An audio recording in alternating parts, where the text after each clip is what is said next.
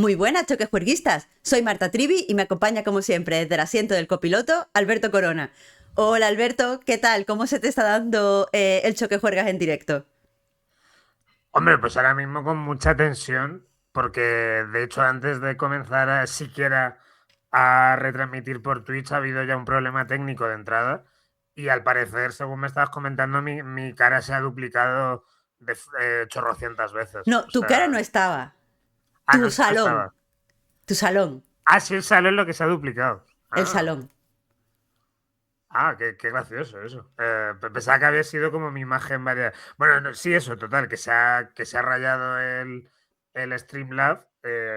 Y evidentemente ahora mismo yo tengo esa inquietud de que ya sea por el Streamlab o por mi internet, que normalmente deja bastante que desear porque ya no tengo el cable Ethernet, pues en cualquier momento esto se puede ir a hacer puñetas. Pero bueno, Yo sé, así es, esa Alberto, es la tensión.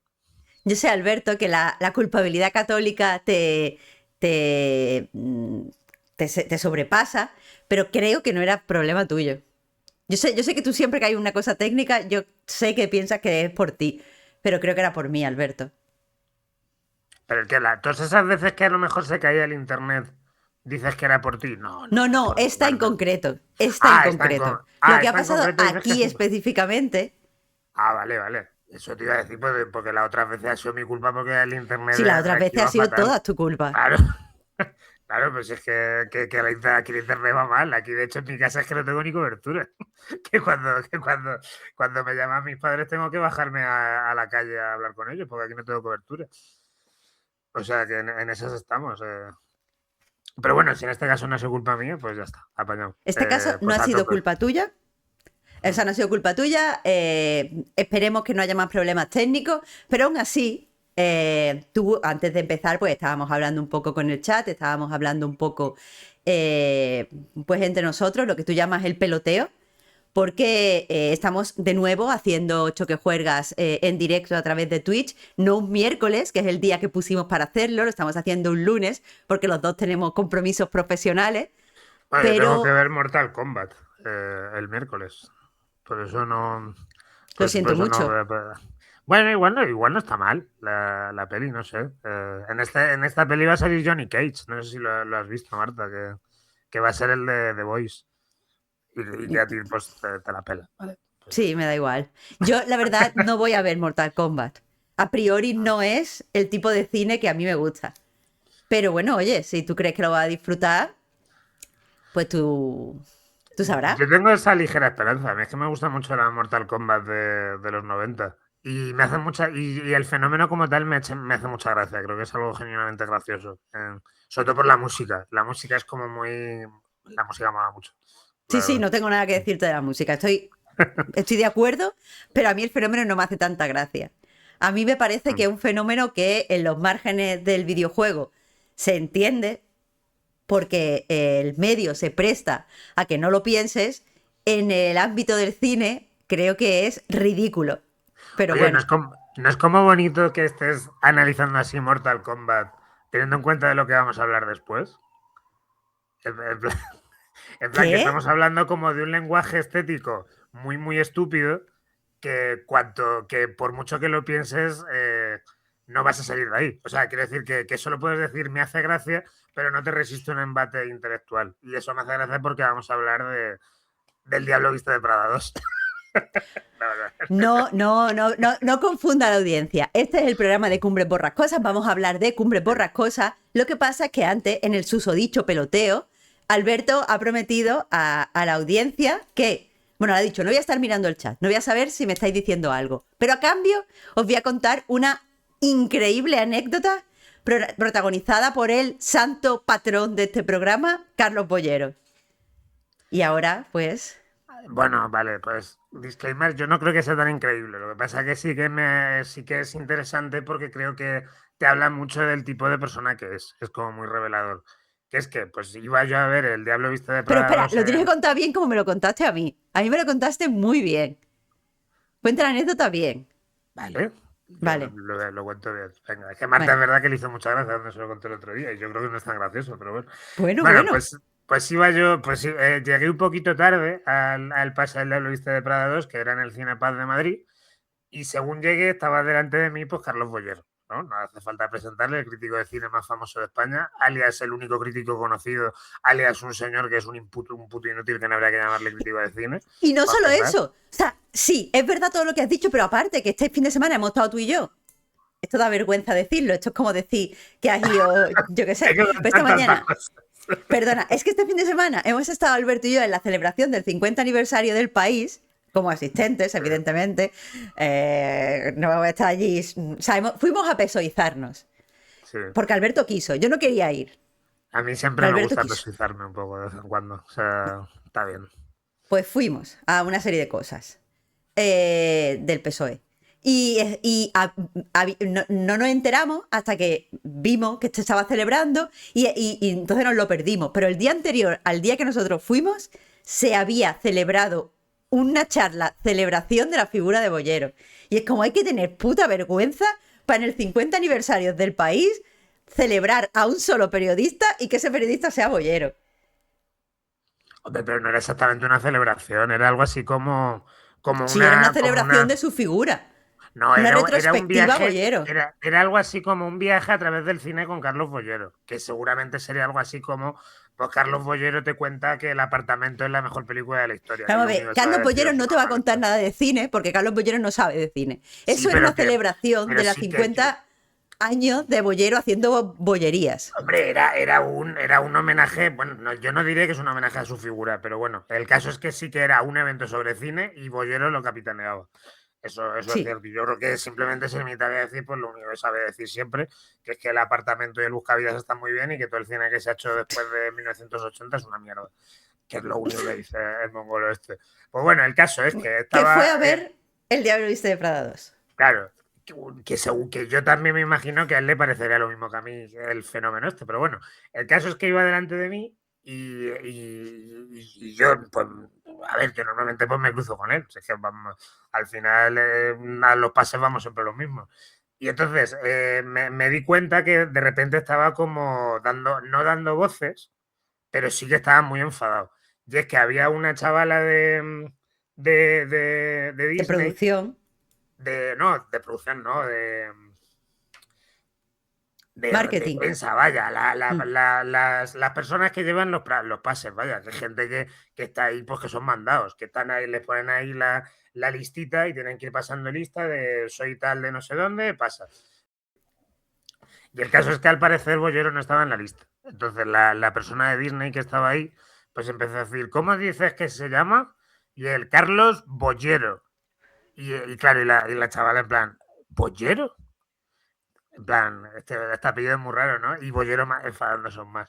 Bollero, Bollero. Y en plan, pero Bollero como bollo. Y en plan, Bollero con Y. Y que el tío enfadándose mucho, mucho, mucho, porque era este rollo de cómo puede ser que no me ¿No sabes conozcan a quién mí. soy yo? No sabéis quién soy yo. O sea, entonces yo le estaba viendo detrás de mí y en vez de.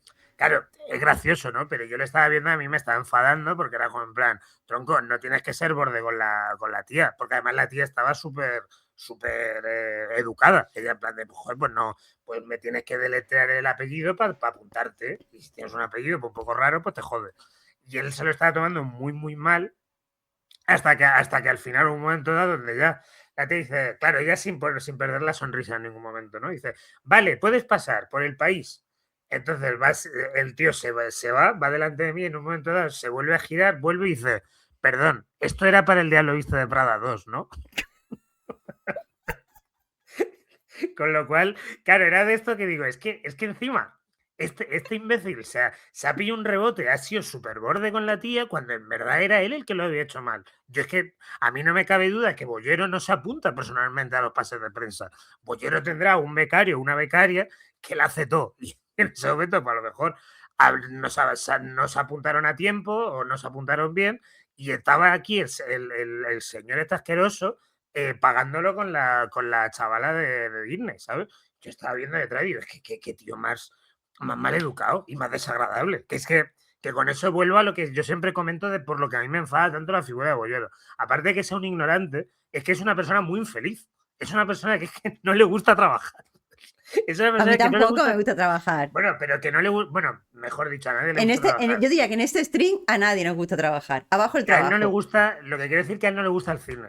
No, él como que el hecho de para él de levantarse cada día e ir a ver una película es como en plan, ¡ay, madre mía! Es decir, que es que el ¿Tú crees tío. que Bollero le dice al cine las peliculitas? No, Bollero, vamos, no creo. Bollero porque no tampoco tiene sentido el humor, para decirlo así. Tampoco tiene sentido el humor para minimizar su supuesta pasión. Que insisto, es que es una pasión que vamos, que se ha gritado y ahora mismo simplemente es un señor muy infeliz. Y hasta un punto de que hay veces, claro, yo con el tránsito entre la irritación ante incluso la compasión, pues en plan, es que esta persona es muy infeliz realmente. O sea, quiero decir que yo lo digo sobre todo porque yo esa mañana yo también iba con bastante mal talante, ¿sabes? Porque a mí el Diablo Viste de Prada es que me da absolutamente igual y son pelis que me parecen muy deprimentes y muy pochas. Pero aún así, estar tan jodido, creértelo todo tan creído para hacerle pasar este mal rato a la chavala, es que, en fin, no sé. Que hay que ser, que hay que. Te tienen que gustar las películas. Esta es un poco mi conclusión. Si no te gustan las películas, no te dediques a las películas. Y ya está, que es eso, vamos. Pero yo tengo una cosa que decirte de la peli que vamos a ver hoy. Yo tengo una cosa que decirte de la peli que vamos a ver hoy. Y es que no me gusta demasiado. No me ha gustado demasiado Cumbres Borrascosas. Vamos a hablar, ya lo había adelantado antes, vamos a hablar de de la supuesta adaptación de Cumbres Borrascosas hechas por Emerald Fennell. Cumbres borrascosas. O sea, con Cumbres comillas. Borrascosas. Que te voy a decir una cosa. Al final tenía yo razón con eso. Quiero decir, Bien. pues porque se fliparon un montón en el internet la gente diciendo cosas rollo, oh, ¿os habéis fijado? Pone comillas. Eso es porque no Pero, es Cumbres Borrascosas. pero Es que eso lo dijo otra ella. cosa. Que No, Meral no, no, no. Fennell Eso lo lo dijo dijo ella, ella. pero esto. No, eso empezó antes y tengo el TikTok guardado con unas señoras en TikTok diciendo, cuidado, esto es una chica leyendo Cumbres Borrascosas, no Cumbres Borrascosas. Y ella después lo ha cogido así. Las comillas están Pero es que porque la imitan película es postante. eso. Pero es que la película es No, eso. O sea, las no, la comillas gente lo funcionan. que decía era que Margot Robbie no era Katy, que era Ah, engañoso bueno, pero yo eso el no de lo había ese. entendido. Y era Yo una eso no lo entendí. señora leyendo Cumbres Borrascosas, por eso era Cumbres Borrascosas con Claro, comillas. pero en este caso la señora es Emerald Fennell. Y Ya, leyéndola bueno, mal. ahora hablamos de eso. Ahora hablamos de eso. Emerald Fennell, ¿sabe leer o es como Kubrick? Lo descubriremos a lo largo del programa. Pero, el caso es que quería antes hablar un poco justo de lo que estamos tratando, de que esta película nosotros hemos llegado pues relativamente tarde a hacer el análisis. Ya sabéis que Choque Juerga es un programa que se hace con spoilers y siempre preferimos ir un poco despegados de la actualidad para asegurarnos de que hayáis visto la película y podáis entrar en el diálogo. Pero eso, en esta ocasión nos hemos despegado bastante del estreno. De hecho, ya está disponible en plataformas de streaming, que supongo que a quien le interese ya la habrá visto. Pero también nos hemos despegado, Alberto, de lo que ha sido el discurso online alrededor de la película. Porque la verdad, esta Cumbre Borrascosas, yo al menos la voy a recordar por la cantidad de semanas, la cantidad de meses desde que salieron los trailers hasta que se estrenó y semanas después del estreno, de gente muy enfadada con la película, de gente muy indignada de que esto saliera adelante. Y sí que te voy a confesar que sin haberla visto, pues sí que estuve pendiente de este debate online porque conozco la novela y porque también me estaba preguntando qué cojones está pasando aquí. Pero me ha venido muy bien esperar a verla, a que todo este debate se haya disuelto. Me ha hecho además muy consciente de lo muchísimo que perjudica el debate online tal y como se produce en la actualidad, alrededor de películas, de libros, de lo que sea, de la cultura. Hombre, claro, pero es que también aquí el problema es llamarlo debate para empezar, ¿no? Quiero decir, también muchas veces, muchas de las cosas que se dieran era como un cruce entre declaraciones como muy llamativas de Meryl Fennell y la propia Margot Robbie, creo que también contribuyó bastante, Es como productora de la película. claro, como productora y tal, eran como declaraciones, yo creo, bastante divertidas en su mayor parte, pero como declaraciones como muy subidas, ¿no? En plan de ¡buah! vamos a hacer una película generacional. Era un poco lo que decían ellas, ¿no? Entonces, por un lado, cruzabas eso con supongo, pues toda todo el circuito un poco de inmediatez, de instantaneidad, de ruido al que un poco te empuja las redes sociales, donde lo de menos es propiamente analizar lo que estás viendo, para empezar, porque apenas había visto gente que lo hubiera visto en el momento en que empezamos a surgir cuando se acercaba el estreno, ¿no? Entonces tú te encontrabas estos gritos hablando de lo mala adaptación que era, de lo irresponsable que era Emerald Fennell, y no sé, y todo era A como ver, una humareda que a mí me da una pereza máxima, la verdad. A ver, lo cierto es que, joder, si tenemos que especificar, a mí sí que me parecía un debate legítimo. Quiero decir, debatir sobre cuáles son los márgenes en el que se tiene que realizar una adaptación para que no sea simplemente un sacado de dinero.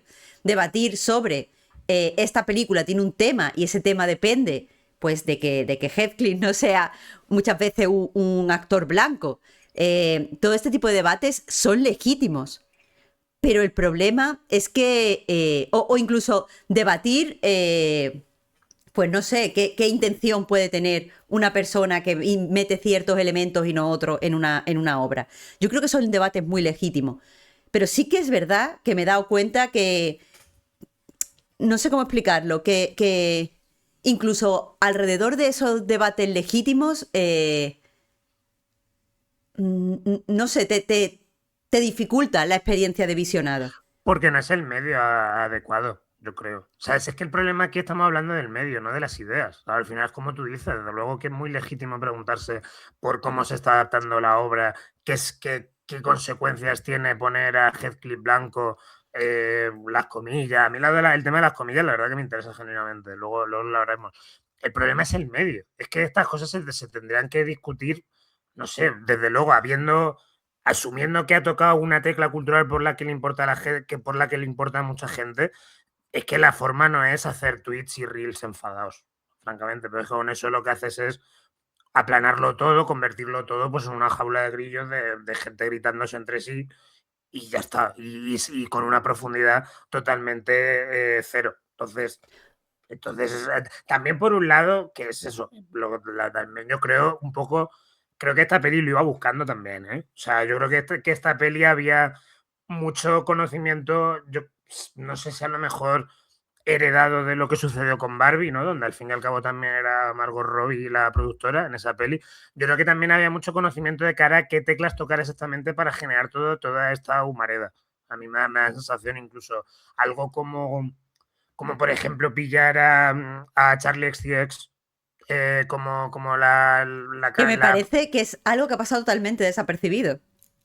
Lo de ya Charlie XCX. ha pasado desapercibido, siendo como es de lo mejor de la película, en mi opinión. O sea, me parece que el disco de Charlie XCX es realmente bueno y los videoclips están muy chulos. Lo que pasa es que la propia elección de Charlie XCX, que luego al final no llevó a nada, supongo porque simplemente el disco puede parecerte muy bueno, correctito y ya está, pero también había este rollo de la chavala moderna, ¿no? La chavala de Bratz, que además justo también te da esta sensación de que estaba también muy omnipresente, porque justo estaba coincidiendo con cuando iba a sacar el falso documental este de Moment y tal. Es como que yo creo que había como muchas cosas, como un amasijo de cosas que garantizaban que la película fuera empujada a la conversación pública en redes sociales.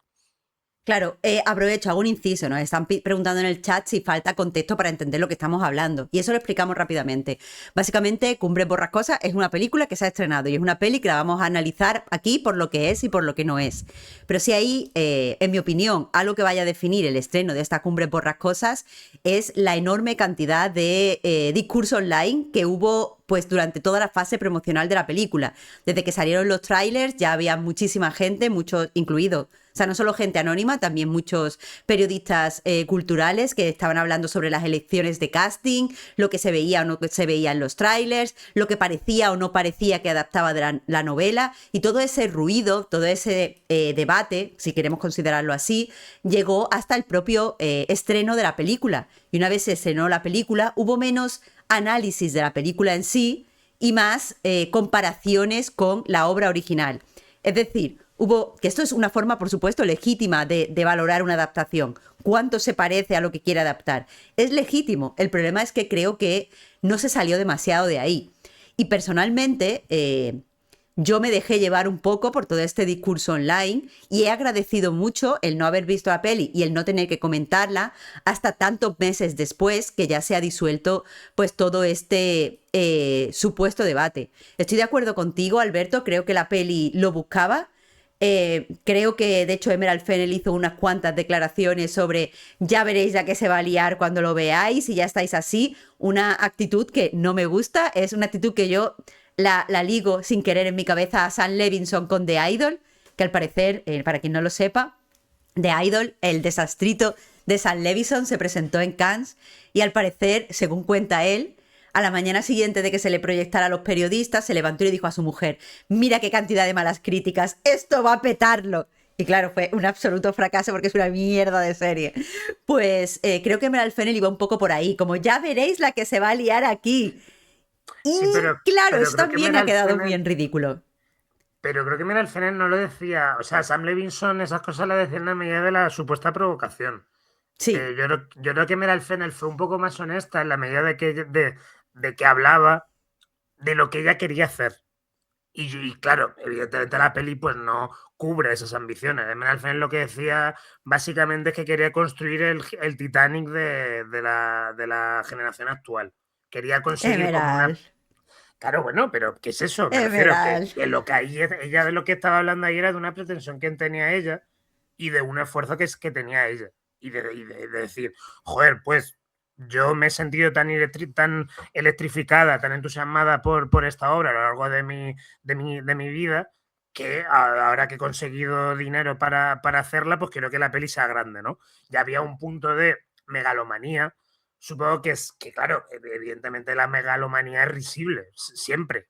La megalomanía es risible, venga de Sam Levinson, venga de Meral Fennell, venga de Ridley Scott. Es como que una cosa así con tanta solemnidad, pues evidentemente te va a mover a que digas, menuda pringada estás hecha. Y yo creo que eso incluso también luego afectó el hecho de que la película no fuera muy buena, porque la Mm. película no es muy buena, a mí me gusta bastante, pero podemos ya asumir que la peli no es muy buena.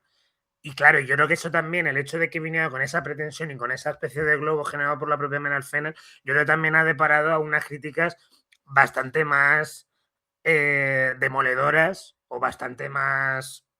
O sea, como muy de hacer leña del árbol caído. A mí me da la sensación de la recepción crítica de esta película. Yo creo que esta peli tampoco es para machacarla tanto como se la ha machacado, francamente. Yo creo que había un poco de le tenemos ganas a esta tía, tanto por las declaraciones que ha dado como por las pelis previas, que a su modo, cada una a su modo, una joven prometedora, Salburn, también fueron dos pelis muy comentadas. Entonces había este rollo de tenemos ganas de que Meryl Fennell se escoñe. Y yo creo que hay un poco de eso en la recepción crítica, la verdad. A ver, yo no me extraña que las críticas sean demoledoras, en el sentido de que la mayoría de críticas se basan en trazar comparaciones con la novela, y la verdad, la novela a mí no me gusta especialmente porque me parece muy fría, pero es muy buena. Y la película no lo es tanto. Entonces, en el mismo momento en el que vas a trazar comparaciones, está claro quién va a salir perdiendo. Pero estoy de acuerdo contigo, había ganas de darle un poco a Emerald Fennell, de cerrarle el boquillo. Te iba a empezar, o sea, tenía pensado hacer un poco una panorámica de Emerald Fennell, pero mi pregunta al final es si Emerald Fennell ha sido woman, que es un concepto, es que no sé cómo se pronuncia, pero se escribe como mujer, eh, Con una eh, E de... comi- Ha sido con una E mujerizada. de al final, ha sido mujerizada. Ha sido mujerizada. ¿Qué eso qué Sí, significa? es un concepto de, bueno, del feminismo pop, pero que a mí me gusta bastante, por el cual pues se apunta a que cuando hay una mujer joven en un campo creativo que hace algo pues muy llamativo, se la celebra muchas veces en exceso y de forma muy anticipada, pero porque en el fondo, en unos pocos años, se le va a dar en el boquino y se le va a decir, ponte en tu sitio. Es decir, es básicamente unos ciclos que algunas mujeres detectan en la cultura pop y en la forma en la que hablamos de las mujeres, por la cual empezamos celebrando mucho a las mujeres jóvenes y en el mismo momento en el que la mujer joven pues como que se da cuenta de que es una persona talentosa, de que el público está pendiente de ella y mete la pata o dice algo fuera de tal, se le pega mucho más fuerte de lo que se le pegaría a un hombre. Y eso se llama mujerizar, en el Es sentido que de mujerizar de hacerte consciente, mira, que eras una tía, no te flipes tanto. ¿Crees que eso podría ser extrapolable a algo como Taylor Swift? Esto es extrapolable a todo el mundo. De hecho, la persona que lo dijo, que inventó ese concepto, literalmente lo hizo con Taylor Swift diciendo, lo que Mira. Taylor Swift llama, me han cancelado, mi reputación tal, simplemente es el ciclo de estar siendo mujerizada. Taylor Swift va a ser mujerizada muchas veces a lo largo de su carrera porque puede sobreponerse a eso, pero muchas mujeres no pueden sobreponerse a ser mujerizada. El otro ejemplo que daba la persona que inventó este término era Otessa Mossfei.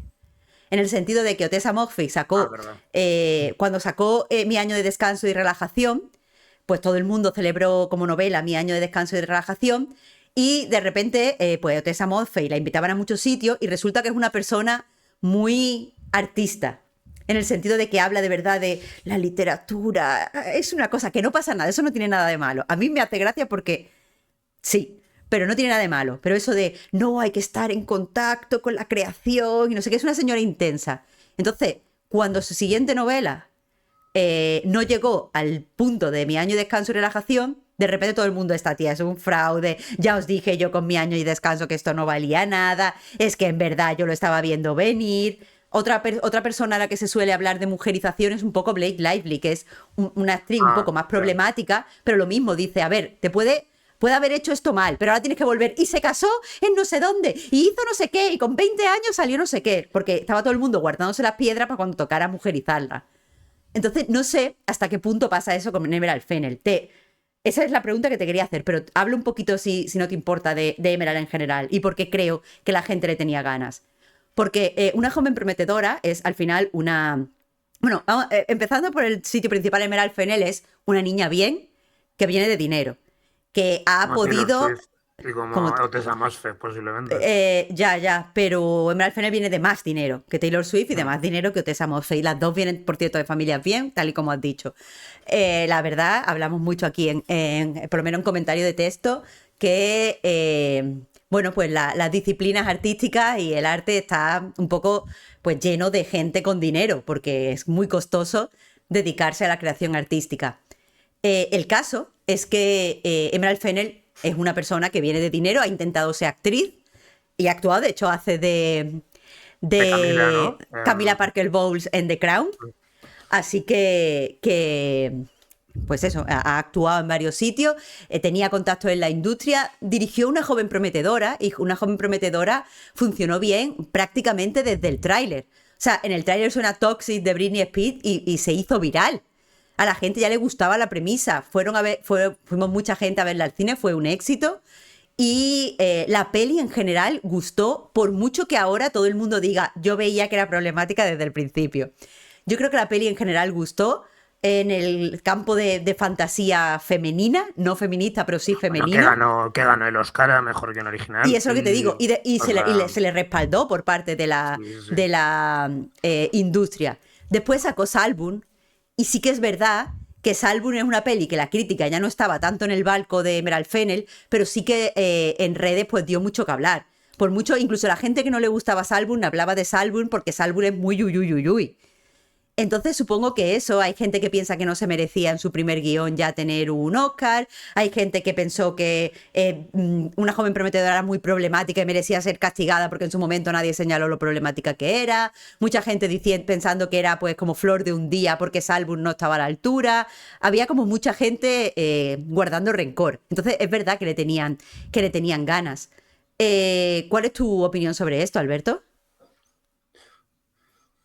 A ver, yo creo que inevitablemente le tienen ganas y en este sentido no voy a quitar en absoluto el sesgo o sea, la cuestión de género. Yo creo que es algo totalmente central en esto que estamos hablando. Lo que pasa es que sí que es cierto, también le tienen ganas por el tema de que yo creo que Meral Fenner se las apaña para que cada peli suya sea un evento.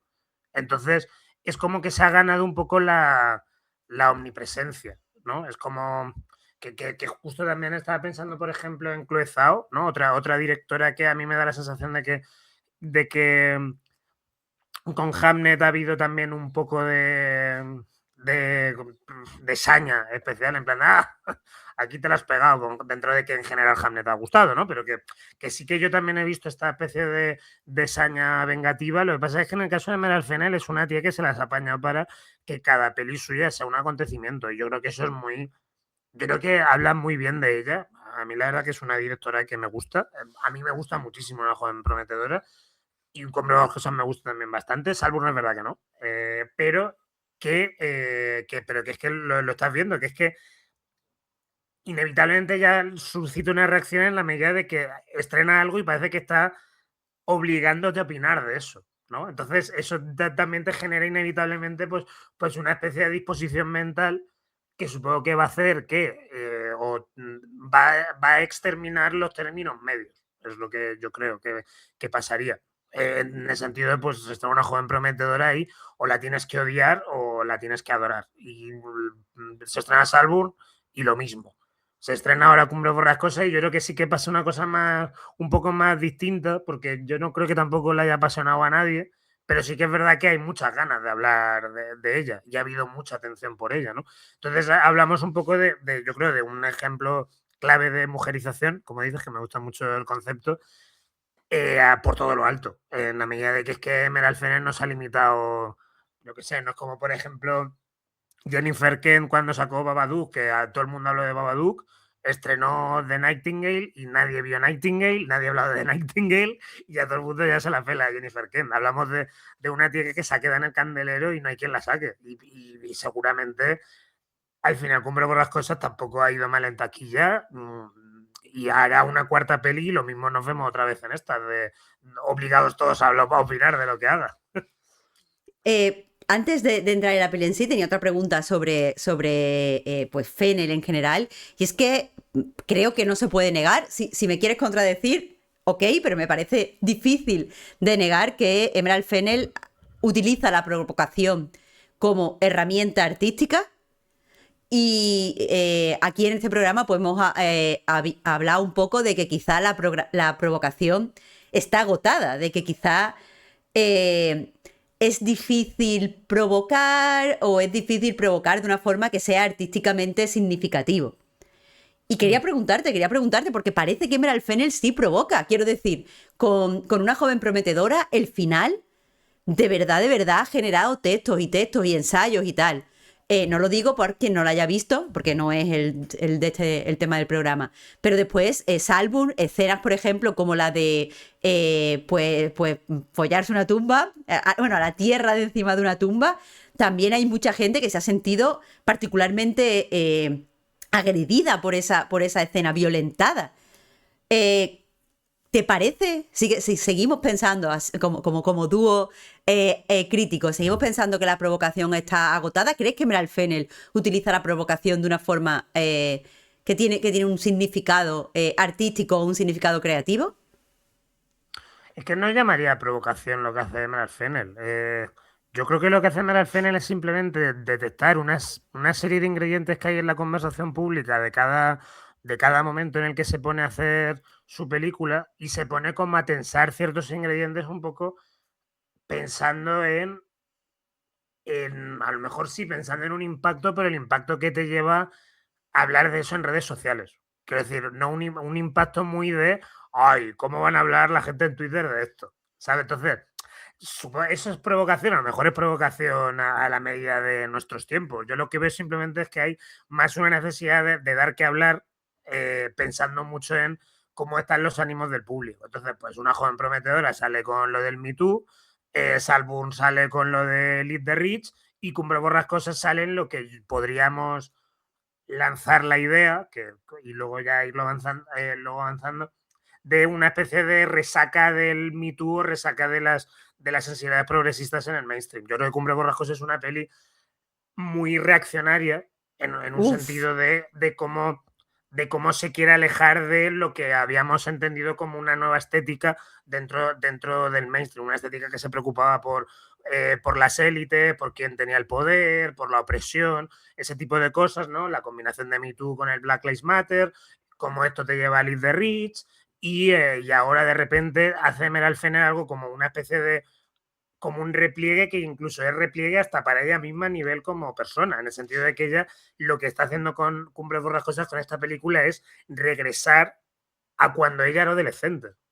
Es decir, hablamos de cómo repliegue en todos los sentidos, no solo repliegue reaccionario, sino repliegue de juvenil, en el sentido de yo imaginarme cómo era, cómo veía las cosas cuando era una niña y a lo mejor no me había politizado o no me había interesado pues la violencia contra las mujeres. Entonces, Ya, claro, pero, yo creo que allí está, cada peli está en un punto distinto del tablero.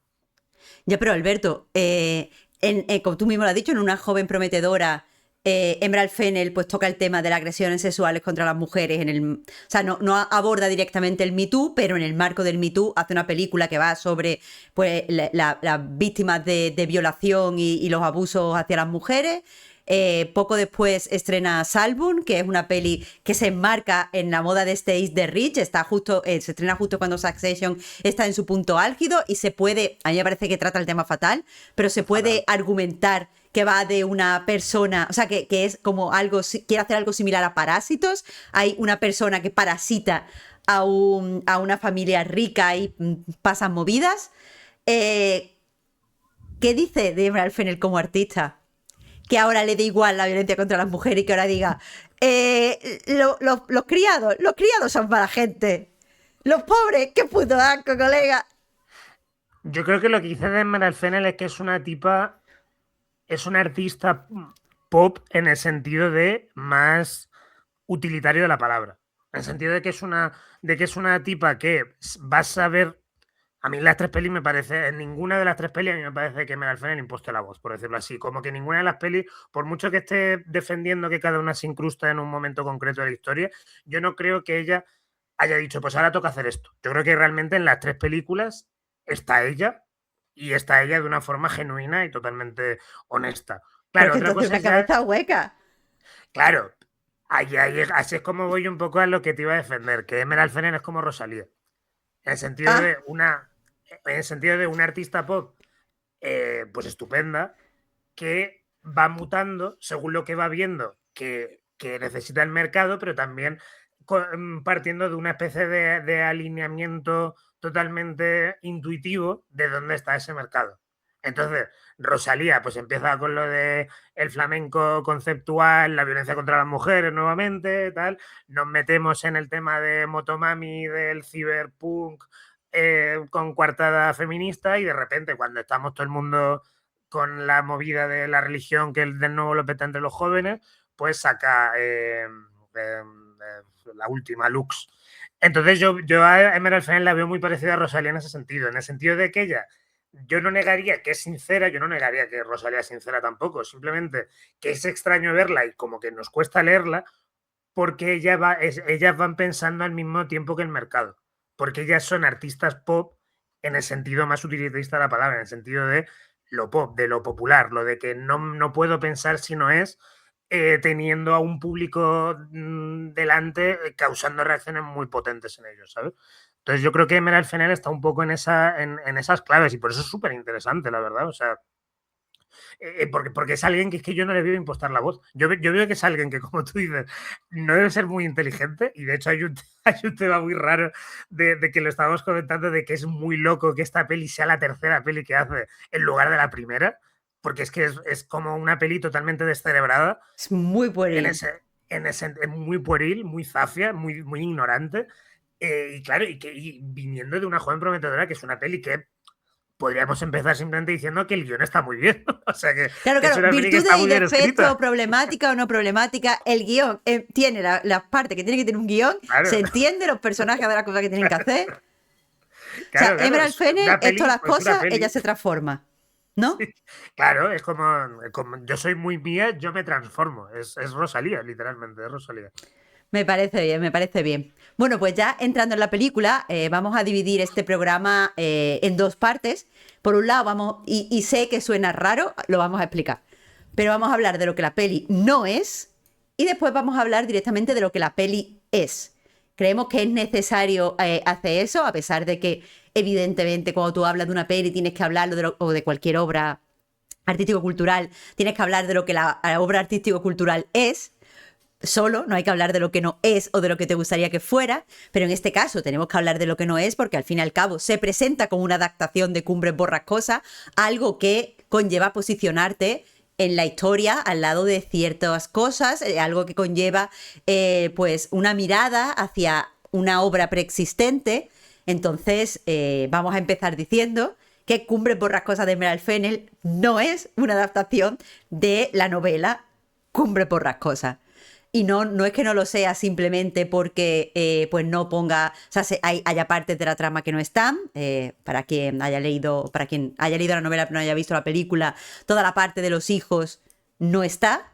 Sino que yo considero que no es una adaptación, pues porque no habla de los mismos temas, porque no tiene las mismas inquietudes, porque no respeta las dinámicas entre personajes y porque no tiene ninguna intención con respecto a la obra original. No sé cómo ves tú esto, Alberto. Hombre, yo creo que sí que es una adaptación, en la medida de que una adaptación puede ser o buena o mala. Ya está, es malísima. pero, pero es una adaptación en el sentido de que mantiene unos personajes, mantiene un título y Pero mantiene unas te cuestiones recuerdo argumentales. que cuando hemos hablado de esta peli, hemos quedado en una cosa que ya han adelantado en el chat, que no es una adaptación, sino es un fanfiction. Y yo tengo Sí, apuntado sí. que eso es uno de los temas que vamos a defender. Pero tú aún Pero así admites que es una adaptación. yo Un creo que es una fanfiction no es una adaptación. adaptación. Un fanfiction es una obra derivada. O A sea, un ver, no sé. fanfiction de Harry Potter no es una adaptación de Harry Potter, es una obra que coge una obra original, nueva, que coge los personajes de Harry Potter y los pone a hacer otras cosas, normalmente follar. Pero A ver, es que no sé, a mí es que en verdad tampoco yo soy muy purista con los términos de qué es una adaptación y qué no es. Yo creo que en la medida de que te estás basando en una obra es una adaptación. Al mismo tiempo, quiero decir, para mí, Vineland, o sea, Una batalla tras otra de Paul Thomas Anderson es una adaptación de Vineland, por muy distinta que sea y por mucho que hable de otras cosas, porque Paul Thomas Anderson se la ha llevado a su nivel.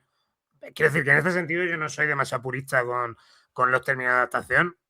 Y claro, y sobre todo además yo diría que en el caso de Cumbres Borrascosas es como mucho más complicado definirlo, desde luego, yo concedo que es un fanfiction y supongo que ahondaremos en esa idea, pero es que también lo que yo creo fundamental de esta película es que hay que verla como un ejercicio de posmodernismo tardío totalmente fino, o sea, en la medida de que lo que estamos viendo ha pasado por una cantidad de mediaciones y una cantidad de adaptaciones, de mezclas, de pastiches, que lo que estamos viendo es solo como un eco ya lejanísimo de lo que se supone que es la obra primigenia y que por supuesto es una obra que se ha pasado por el forro desde muchos puntos de vista. Lo interesante aquí es que Cumbre Borrascosas es una obra, una novela, que tristemente es una novela que a mí me fascina. Es una novela que de hecho me leí poco después de ver la película y que claro, hizo que inevitablemente bajara mi estima por la película a base de leerme la novela. El caso es que lo que pasa con Hombre por las cosas es que como tal es una novela que ha sido muy maltratada por la historia del cine.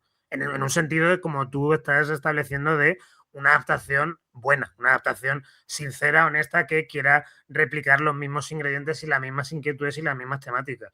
Cumbre por las cosas es la primera película que la adapta al cine, bueno, de las primeras, desde luego la primera grande de Hollywood, es una versión de 1939 que ya te está planteando un poco los ingredientes por los que se va a manejar Emerald Fennell, como es el hecho de, por un lado, cargarse a los hijos, por otro, reducirlo todo a la historia de amor trágico de Heathcliff y de Cathy, y por otro, alejarse de la frialdad, el cálculo, la construcción de mundo, la construcción social, la crítica social que hacía Emily Bronte. Porque ya para empezar, en 1939 nos tomamos con una película que es un melodrama romántico. Es un melodrama romántico de una forma, religiosa. Es una película que te está hablando de la grandeza del amor. Y claro, ahí también se da una paradoja que a mí me vuelve loco, que es que la primera Cumbre Borrascosas se estrenó en 1939, que era el mismo año que Lo que el viento se llevó. Que Lo que el viento se llevó es una película que la propia Meryl Fennell también ha dicho que le ha inspirado de cara a hacer, hombre, el póster su versión. es clarísimamente una Claro, inspiración, pero hay otras escenas como la de Heathcliff a caballo exacto. en un fondo rojo que evidentemente Claro. es lo que Claro, viento se este llevó. rollo todo este rollo de los colores, ¿no? De volver al Technicolor de 1939. Claro, ahí tenemos una paradoja muy chula, que es que La cumbre borrascosa de William Wyler del 39 era una película en blanco y negro, y una película absolutamente romántica, mientras Lo que el viento se llevó del 39 tenía este Technicolor que tanto le gusta a Meryl Fennell, pero que como romance no sirve. O sea, lo que el viento se llevó es una película muy poco romántica. Es una película con Y una más parecida, complejidad. ahora que lo dice, a Cumbre Claro, Borrascosa que la claro, propia película que de la, Fennel. claro, ahí te voy. Porque en Lo que el viento se llevó ya nos estamos topando con personajes muy egoístas, sobre todo en el Mm. caso de Escarlata, ¿no? Que es un personaje fascinante absolutamente. Nos estamos topando con esta preocupación por las condiciones económicas de una plantación. Y nos estamos topando sobre todo con una escritura muy recargada a nivel de los matices. Y que los matices te hagan impedirte que, por muy espectacular que sea la película de Lo que el viento se llevó, estés activo, estés como dándole vueltas a lo que está pasando y veas y puedas establecer que la película es crítica con lo que está planteando, con las ideas del amor romántico, con las ideas de supuestamente estos personajes malditos, ¿no? Entonces, claro, ahí tenemos esa paradoja que es que a mí me vuelve loco, porque pues es como que Meryl Fennell ha cogido la factura de Lo que el viento se llevó del 39, pero se ha quedado con el romanticismo de la versión de Cumbre Borrascosas del 39 también. Y claro, y yo creo que en base a esa mezcla, la novela se ha ido, la novela se ha evaporado. O sea, es que yo creo que, personalmente, yo creo que Meryl Fennell se leyó la novela de cuando era chavala, se quedó con lo mucho que le gustaba la idea del romance de Heathcliff y de Cathy, miró la portada, se quedó con ese recuerdo y ha volcado, ha visto esas películas, aparte de otras muchísimas películas, pues esta película está llenísima de referencias y de citas y tal, y ha puesto esta película. Entonces, claro, esta película es el resultado de un trasvase de referencias y lenguajes que es que ha dejado totalmente atrás la novela de Charlotte Bronte. Entonces, ¿cómo va a ser una buena adaptación? Evidentemente te vuelve más a llamarlo de otra manera, pues un fanfiction, por ejemplo. Claro, es que eso es lo que te quería decir. Me parece que si no es así, o sea, quizá yo sea que esté siendo aquí muy rígida, pero yo creo que cuando tú utilizas una obra de base y hablas de que quieres adaptarla, quiero decir, siempre al Fennel hubiera dicho desde el principio, mira, yo no sé leer, así, pero he visto muchas películas, así que a ver lo que sale de aquí. Pues a lo mejor tal, pero creo que cuando hablas tanto, porque Emerald Fennell ha hablado mucho de la novela y ha querido que se relacione el estreno de su película con la novela en sí. Me parece que cuando tú haces eso, te posicionas de una manera en la que puede ser, se percibe, yo percibo como irrespetuoso hacia el material original, hacia la gente que se ha sentido apelada por el material original. No entiendo este movimiento por parte de Meryl Fennell. Quiero decir, la película que ella ha hecho funciona como fanfiction de Cumbres Borrascosas, pero hubiera funcionado también como una peli totalmente diferente si tú llamas a los personajes de otra manera. Si tú llamas a los personajes Joan y Thomas, O Cristian y Anastasia, por ejemplo, ¿no? claro, Ya de 50 sombras de claro, tú puedes tirar si tú los llamas así y no hubiera pasado nada. ¿Por qué, ¿por qué quererte posicionar al lado de algo que no es tu inspiración original? ¿Por qué no deberíamos exigirle, que es lo que al final ha pasado con el discurso online, cierto respeto hacia los artistas a los que está, en los que se está, o sea, al lado de los que se está posicionando? Es que en mi opinión no, porque al fin y al cabo hablamos de una obra de dominio público que ha sido mutilada por muchas otras personas antes que Meryl Fennell.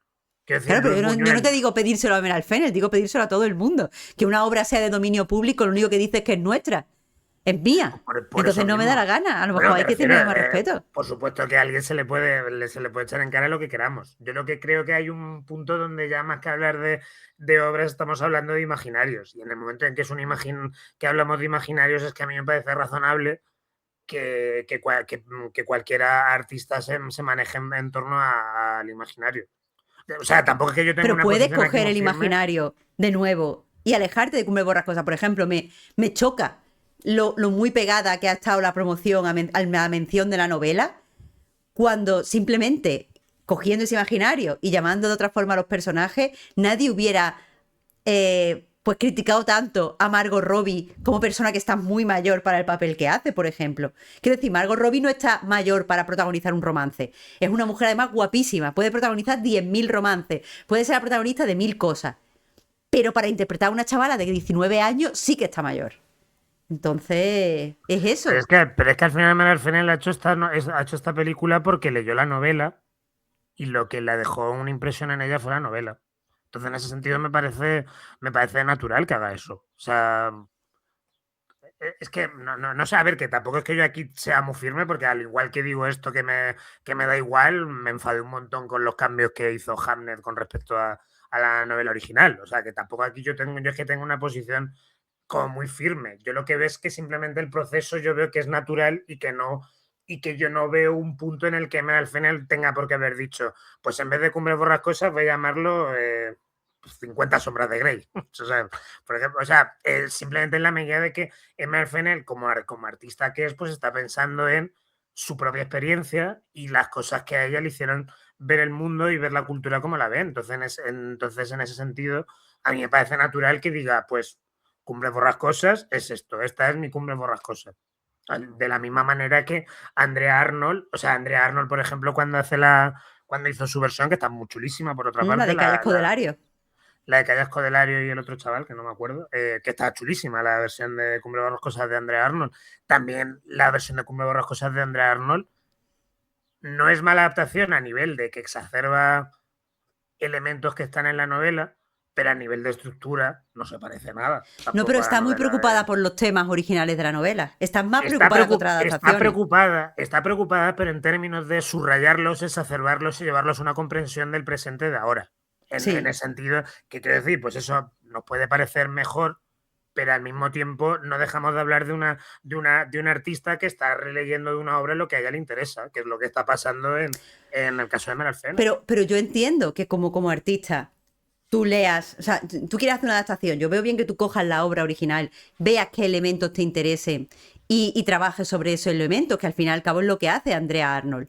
Pero no creo que sea eso lo que hace Meryl Fennell, en el sentido de que la relación que presenta de Cathy y de Heathcliff no tiene tampoco mucho que ver con la que presenta en la novela, porque en la novela una cosa importante es que Cathy quiere a Edgar también. Quiero decir, el amor que presenta entre ellos dos no es tan épico como podemos verlo en esta película, ni tan unívoco, ni tan, ¿sabes? Es bastante distinto y bastante más cotidiano. O sea, básicamente Cathy tiene, como todas las personas, una complejidad y se ve reflejada diferentes versiones de ella misma en dos hombres diferentes. Y eso no le interesa a Emerald Fennell. No sé qué le interesa a Emerald Fennell de Cumbres Borrascosas. Sea lo que le interesa a Emerald Fennell de Emerald Fennell leyendo Cumbres Borrascosas. Pero es justo que tú te posiciones en el centro, delante de la obra, si supuestamente lo que quieres hacer es una adaptación. Quiero decir, tú puedes ser el centro de tu propia creación artística, pero entonces no utilices una obra de base, ¿no? No sé, es que la verdad que a mí personalmente me da igual. Yo creo que los artistas están para hacer estas cosas. Y si estamos hablando de imaginarios y ya no hay nadie que se esté llevando abiertamente dinero, es decir, seguramente se van a llevar más dinero por tener el título, evidentemente. Pero yo personalmente creo que a nadie le hace daño que exista esta película. O sea, y no sé si a Emily Bronte posiblemente sí que le hubiera tocado bastante el coño, porque era una señora que tenía un mal humor. pero no sé, yo personalmente como lector, insisto, a mí me gusta muchísimo la novela.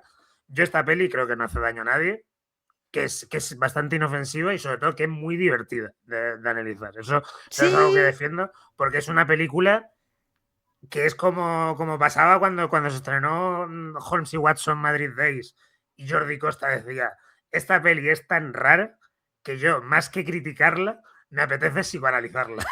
Pues para mí me pasa esto con Cumbre Borrascosas. Es una peli que yo estoy viendo y digo, ¿qué coño está pasando aquí? Y eso me parece, la verdad, muy divertido. Es una peli que te puede gustar más o menos. Yo creo que es una peli que por mucho que estés a tope, es una peli que va para abajo y que los últimos minutos se hacen bastante durillos. Creo que sí que es una peli que es muy interesante analizar de dónde ha salido y cómo le está funcionando la cabeza a Meryl Streep para hacer una peli así, la verdad. O sea, es que yo en ese sentido como analista, a mí es que esta peli me lo da todo. O sea, es que yo la estoy viendo y digo, es que es un ejercicio de posmodernismo tan fino, tan absolutamente compacto, tan de que todo absolutamente, todo el aparato teórico sobre el posmodernismo se ve en la película que digo, ¡buah! Chapoteemos en este análisis, ¿sabes? Bueno, Vamos, así es como lo veo, vaya. pues vamos a entrar, si quieres, en lo que la película sí es. Y yo te diría que empecemos con el hecho, que es evidente, de que es un fanfiction de la obra Cumbres Borrascosas. Y permíteme, Alberto, que hable un poco del fanfiction aquí, primero para resarcirme del programa de fanfiction que no hice, pero también para poner también un poco contexto para que la gente que nos esté escuchando. Básicamente un fanfiction es una obra derivada de una obra original. Normalmente, ahora en la actualidad, en la era en la que vivimos, ya no se puede decir eso, pero normalmente los fanfiction eran una obra derivada de una obra original con copyright, pero estaba hecha por fans y se distribuía pues de forma gratuita para el propio disfrute de los fans. Entonces era algo que era un poco anticapitalista. Cuando ya en la actualidad, ahora que se repaquean tanto fanfiction, que se venden como obras originales a pesar de que nacieran como fanfiction, ya no se puede definir así el fanfiction. Así que en este sentido, en el sentido de que ya hay fanfiction en las librerías, podemos decir que esta obra es un poco un fanfiction. Y en mi directo, el directo que no llegué a hacer, iba a defender el fanfiction como pues un género literario en sí mismo, porque, claro, al ser una obra derivada, durante muchos años se la ha considerado, mucha gente le sigue considerando algo un poco menor, como simplemente algo que hacen los fans, pero no algo con una propia entidad, como una obra artístico-cultural. Yo lo defiendo, que el fanfiction tiene entidad, pero me parece que es que para defender eso tengo que hacer una puntualización, que es que el fanfiction es literatura de un género similar a la autoficción. Porque al final da igual en qué obra se base en fanfiction. Da igual si estás escribiendo de los yoyos, da igual si estás escribiendo fanfiction de Harry Potter, da igual si estás escribiendo fanfiction de Guardianes de la Noche. En realidad estás escribiendo de ti mismo, de ti misma, porque la mayoría de escritoras de fanfiction son mujeres. Entonces eso, el fanfiction habla de la persona que lo está escribiendo. Utiliza marionetas, que son personajes de otros autores, para hablar de sí misma. Por eso, precisamente, aunque no hay mucha gente de todas las edades que escribe fanfiction, pero en general hay un pico de escritura de fanfiction durante la adolescencia, que es cuando más necesitamos, sobre todo las mujeres, que muchas veces no nos vemos reflejadas tanto en la ficción, pues necesitamos estas marionetas para explicarnos a nosotras mismas qué estamos sintiendo y por qué lo estamos sintiendo. No es casualidad tampoco que haya tanto fanfiction sobre follar, porque el erotismo en el audiovisual está muy coartado por la mirada masculina, está muy coartado por ideas estrictas de género, y quieras que no, pues te das el permiso a ti misma escribiendo para juguetear con el sexo de una forma segura.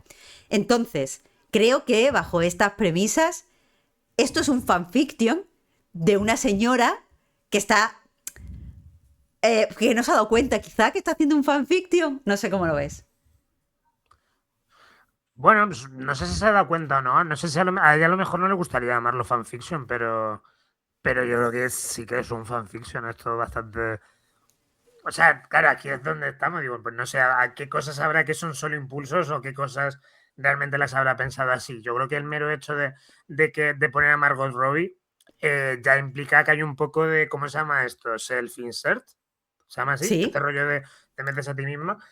Porque, claro, el hecho de que Cathy sea mucho mayor que. Bueno, no mucho mayor, pero lo bastante mayor como para que se note en la pantalla, yo creo que obedece, para empezar, a eso. Yo creo que obedece a que Emerald Fennell se lo va a pasar mejor si tiene a una mujer con una edad similar a la suya en pantalla.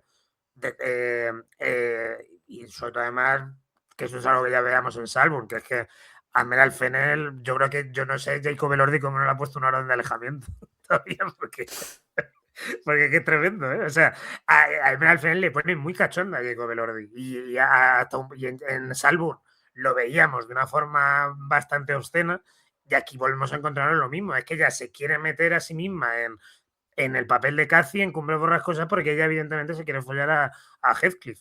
Y yo creo que bajo esas premisas es que es indudable que estamos ante un fanfiction, ¿vale? Claro, mi duda aquí viene no de si se quiere follar o no follar a Jacob Elordi, mi duda viene de hasta qué punto eh, una autora que ya tiene un Oscar, que ya tiene 2 películas, que ya ha encontrado una serie de cauces para explorar pues, sus inquietudes artísticas, sus inquietudes creativas, debe someternos a nosotros a un fanfiction. Quiero decir, porque yo, de nuevo, defiendo el fanfiction como un género literario o como un género de lo que sea. Quien quiera hacer Pero un claro, fanfiction Marta, en vídeo, que lo haga. tú le defiendes para empezar. En plan, está bien que tú empieces haciendo esas cosas. Luego No, ya, no si para tienes una empezar. edad, para, ¿no? O sea, No, no, no, no, no. Yo creo que tú puedes ser una persona mayor que escribe fanfiction, pero creo que las limitaciones del fanfiction, el hecho de que en el fanfiction siempre estás hablando de ti misma, eh, hace que, sí, que se quede pronto seco. ¿Sabe? Que de repente entienda. O sea, yo creo que hay fases en la creación artística. Y creo que el conocerte a ti mismo es solo una de las primeras fases.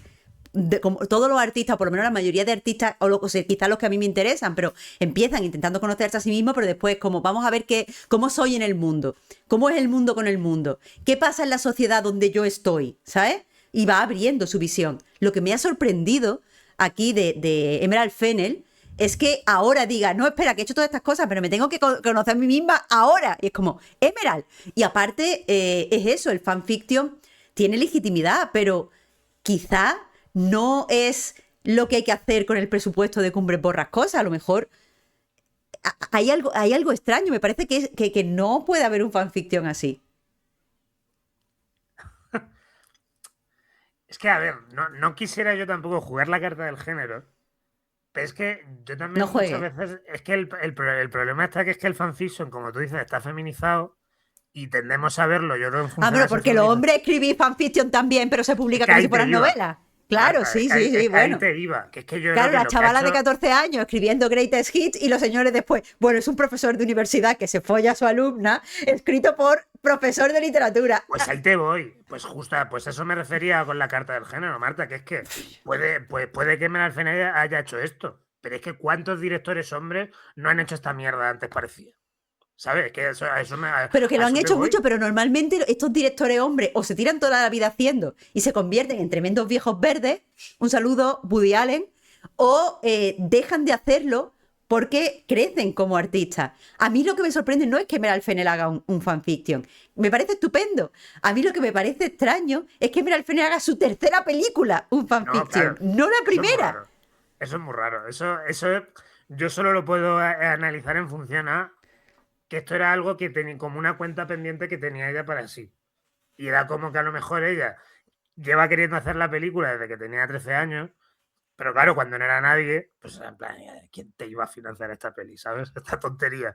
Entonces se ha tenido que, se ha esperado a ya ser una directora reputada con un Oscar y tal, y lo ha hecho. Es como una especie de saldar una cuenta pendiente consigo misma, con quién era a los 13 años. Y eso a mí, la verdad que me parece bonito, francamente, porque incluso vuelvo a utilizar aquí la cuarta de género, porque es que también esto digamos, satisfacer una pulsión adolescente, esto es algo que hemos visto mucho en el mainstream con hombres. Yo una cosa que veo muchísimo en esta película, en Cumbre Borrascosas, es a Zack Snyder. O sea, o sea, Cumbre Borrascosas es como la Liga de la Justicia de Zack Snyder. Para mí es este rollo de encontrarnos con una peli que a un nivel como más o menos intelectual no, se nos cae un poco de las manos porque no está bien escrita, no adapta demasiado bien lo que está haciendo, pero estamos en vía directa con el subconsciente de un artista que tiene la cabeza podrida de cultura pop y de referencias y que nos lo está vomitando todo. De golpe en función a no más satisfacción que la suya misma, que es lo que pasa con Zack Snyder. A Zack Snyder, de hecho, le pasó algo parecido, en el sentido de cuando empezó Zack Snyder a dirigir, fue la que puede ser fácilmente su única película buena, que es la de Amanecer de los Muertos, que es una peli que no escribe él, es una peli que escribe James Gunn y por eso es una peli que tiene un mínimo sentido. luego hace la peli que él realmente quería hacer, que era el fanfic de Sucker Punch. Y claro, ¿qué pasa con Sucker Punch? Que Sucker Punch es una peli totalmente deslumbrante, Tucker Pan pero que se. está muy guay, pero no hay nadie al volante. Pero se te pudre el cerebro viendo Sucker Punch. Es que es así. Entonces, yo creo que es lo mismo. Yo creo que en este sentido hablamos de perfiles artísticos muy parecidos. En sentido de perfiles que quieren fliparse, quieren ser unos flipados. Los flipados que habrían sido adolescentes si les hubieran dado presupuesto y ganan de hacer una película, como en su lugar, pues no podían hacer eso. Y se hacían pajas o jugaban con muñecos o se hacían dedos. Y entonces, en el momento en que han podido, pues lo han hecho. Y en ese sentido, a mí. De la misma manera que me interesa mucho el cine de Zack Snyder, me interesa mucho esta peli, porque veo que hay mucha honestidad. Veo que hay mucha honestidad y mucho, y como tú decías, conocerte a ti misma, ¿no? Mucho conocerse, mucho contacto con quién era ella cuando era adolescente. Entonces, ya digo que ahí sí que hay algo que a mí no sé, Pero como es que que me atrae yo no mucho le de voy ella. a comprar, lo has dicho varias veces y no quería apuntillártelo de primeras, pero lo has dicho tantas veces que tengo que parar. Es que yo no compro la idea de que esto es Emerald Fennell de adolescente, se leyó una novela, toda esta mierda que nos ha contado cuando estaba haciendo la de esa. Es que yo no lo compro. Es que yo no creo que así lea Cumbres Borrascosas a un adolescente, si te soy sincera. La verdad es que no me lo creo, porque probablemente Emerald Fennell leyó esto pues, en un contexto escolar, al parecer, según he visto a la gente del Reino Unido que ha hecho crítica, se lee en el colegio, probablemente la leyera por primera vez con esa edad. Posiblemente una versión adaptada, que es la que yo me leí cuando iba al colegio también. Y No lo claro, sé, pero a mí esto no me parece las reflexiones que saca una adolescente de la novela, ni muchísimo menos. A mí esto me parece una señora mayor pensando en la novela en términos de uy, uy, uy, uy, uy. A mí esto me Mira, parece más, por ser un poco despectiva, entiendo que estoy siendo despectiva, lo siento, pero a mí esto me parece más Madres de Crepúsculo. O sea, no sé si tuviste ese fenómeno de salió Crepúsculo, que era una novela para niñas, y de repente había un montón de señoras, que no pasa nada, yo soy una señora. No lo digo como algo despectivo, pero había muchas señoras de la edad que tengo yo ahora, pero en ese momento yo era una niña, bueno, una adolescente. Había muchas señoras leyendo Crepúsculo, interpretando Crepúsculo de una forma rara y muy sexual. Pues eso me parece que está haciendo Emerald Fennell. Esto de la niña de 13 años, yo no sé dónde ha salido de que ella lo está todo el rato diciendo, pero no me lo creo. yo me lo creo en la medida, Marta, de que tú te pones a mirar las portadas de Cumbre Borrascosas y son portadas de novela romántica. Son portadas Sí, de Heathcliff aferrándose a Cathy con un ambiente tórrido y tal, y con este rollo de apasionamiento. Y claro, yo lo que me planteo, si la industria editorial ha querido vender la novela así, será porque la propia industria editorial se ha dado cuenta de que la imaginación de una gran parte de los lectores puede corresponder a eso. Y lo no que te pasa compro con. eso, porque la industria editorial siempre ha funcionado como le sale los cojones, porque lo que le gusta es el uy, uy, uy, uy, igual que las portadas de Lolita no corresponden con Lolita. Y eso no venía de el público lo lee y piensa, eso venía de la propia industria diciendo, vamos a escandalizar. Vamos a escandalizar. Yo no te digo que Emerald Fennell con 13 años no viera la portada y pensara tremendas cosas, pero lo que yo veo que ha vertido en la película no es una visión de una niña de 13 años. Yo habiendo leído hace poco Cumbre Borrascosas, ocurre por un lado que Heathcliff y Cathy nunca llegan a consumar, nunca llegan a follar, pero sí que a cambio, aunque no lleguen a follar, sí que hay una serie de diálogos que son, que claro, lo bueno es que son en el marco loquísimo de la novela, ¿no? Con este rollo de que todos los personajes están chalados, ¿no? Pero hay unos diálogos de apasionamiento, de forracarpetas, de Heathcliff diciendo eres parte de mí, eres mi mitad y tal, que Sí, yo sí, me sí. imagino perfectamente a Meryl Streep diciendo pues me quedo con esto y a los hijos que le den morcilla, Pero que es vamos a lo que ver, Alberto, seguramente si yo estoy pasó, de vaya. acuerdo que eso es así, yo lo que te digo, y por eso te he puesto el ejemplo de Crepúsculo, Crepúsculo son unos libros muy reprimidos. Y es verdad que tú, como adulta, que sabes cómo funciona la represión, que sabes cómo funciona la mojigatería, que sabes cómo funciona tal, tú ves toda esa sexualidad latiente que hay en Crepúsculo. Pero cuando eres adolescente y no has vivido nada de eso, ves más el amor. A lo mejor te pones cachonda, no digo que no, porque yo no leí el Crepúsculo adolescente. A lo mejor tal. Pero no lo ves porque no tienes esa visión del erotismo. Cuando eres adolescente eres un poco, esto es sexo y esto no es sexo, y hay una división mucho más clara y confusa. Pero la visión de Emerald Fennell es de una mujer adulta, no de una niña.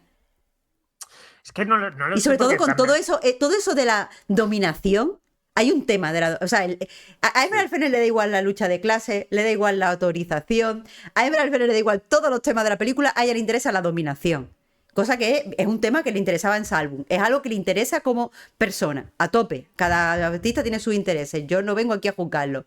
Y a nadie que le guste eso y tal. Pero no funciona igual el tema de la dominación cuando eres una niña que cuando eres una señora mayor. Yo dudo que Emerald Fennell, que tiene una edad muy similar a la mía, yo estoy a la misma edad de Margot Robbie y Emerald Fennell, yo dudo que entendiera la dominación sexual en los términos de voy a tratarte como si fueras un perro y eso es erótico. Lo dudo muchísimo, la verdad. Bueno, yo ahí tampoco puedo decir mucho. Quiero decir, está pues esto, la palabra de Fennel contra como lo queramos leer. Yo aquí, pues yo que sé, como persona que no ha sido niña leyendo Cumbre Borrascosas, pues, ¿qué te puedo Pero decir? has Pues a lo sido mejor niño, tú tenías esa sutileza en cuanto a tu relación con la sexualidad adolescente, hombre, o te gustaba una niña que tenía la farda corta y se le veía la braga, o se le veía el tanga. a ver, yo lo que a mí es lo que me pasaba de niño es que me montaba las películas que yo quería a la hora de leer cosas. Yo leía El Guardián del Trecenteno y leía El Guardián del Trecenteno como diciendo, soy yo literal, el mundo de los adultos es una mierda, me rebelo contra ellos. Claro, ahí está, mira, me encanta ese ejemplo. El guardián entre el centeno es una novela muy reprimida sexualmente, pero a que cuando tú la leías, y ya la leías más mayorcito que con 13 años, yo también la leí un poco más No, mayorcito. yo la leí con 13 años, El Guardián del Bueno, yo la Trecenteno. leí más mayor, con 15. Pero El guardián entre centeno, cuando la lees con esa edad, es como soy literal, los adultos son unos falsos. Qué falso es el mundo, yo soy la única persona auténtica. Cuando la lees de adulto es como, pero ¿por qué hay esta tensión sexual tan chunga? Porque este tío está tan reprimido. Porque las cosas se perciben diferentes con diferentes edades. Por eso el guardián entre centeno es una novela tan adolescente. Pero cuando la lees de mayor, lo único que ves es como, madre mía, las cabezas. Y eso es lo que, precisamente eso es lo que te quería decir. Yo lo que quería decir es que cuando eres normalmente chaval, con lo que te vas a quedar es con imágenes que te vas a llevar a lo que a ti te interese. Y en este sentido estaba otra vez pensando en Zack Snyder. Zack Snyder, la lectura que hace de los superhéroes es una lectura que a los fans de los cómics le tienen hasta las narices, porque es como en plan, tú es que cada vez que coges un superhéroe lo conviertes en un fascista. Tú coges Watchmen y como has leído Watchmen como adolescente, te lo inventas todo y maltratas la obra. Y claro, ¿y qué te va a decir Zack Snyder a eso? Pues Zack Snyder, que es también una persona muy boca chanclas, te dirá, pues es que a mí lo que me gustaba era la imagen de Rorschach matando peña. Al igual que Emerald Fennell, lo que te dirá es, a mí me gustaba la imagen de Heathcliff apretando a Cathy. Lo que me refiero es que al final las imágenes las percibimos y no controlamos cómo las percibimos. Las imágenes crean construcciones en nuestra cabeza que muchas veces pues tampoco podemos Pero no desentrañar, en el incluso muchas vacío, veces Alberto. no, claro, pero es que no en el vacío, pues precisamente, claro, lo lees en base a quién eres tú, ya como estás leyendo Y esa a la obra. edad que tienes y las referencias que tienes, no sabes lo mismo de sexo con 13 años que no sabes lo mismo de sexo con Claro, pero es que 40. también, mira, vamos a hablar un poco ya de la peli, que no hemos hablado todavía de la peli. ¿Tú esta peli crees realmente que es sexual?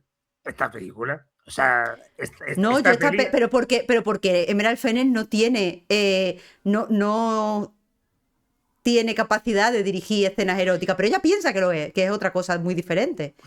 Bueno, ya, yo personalmente esta peli sí que me parece sexual en la medida de que vemos mucha pasión en pantalla y vemos mucha pasión desatada y en ese sentido a mí la peli no diría que es sexy, pero sí me parece, pero sí que creo que el sexo está muy dentro de la película.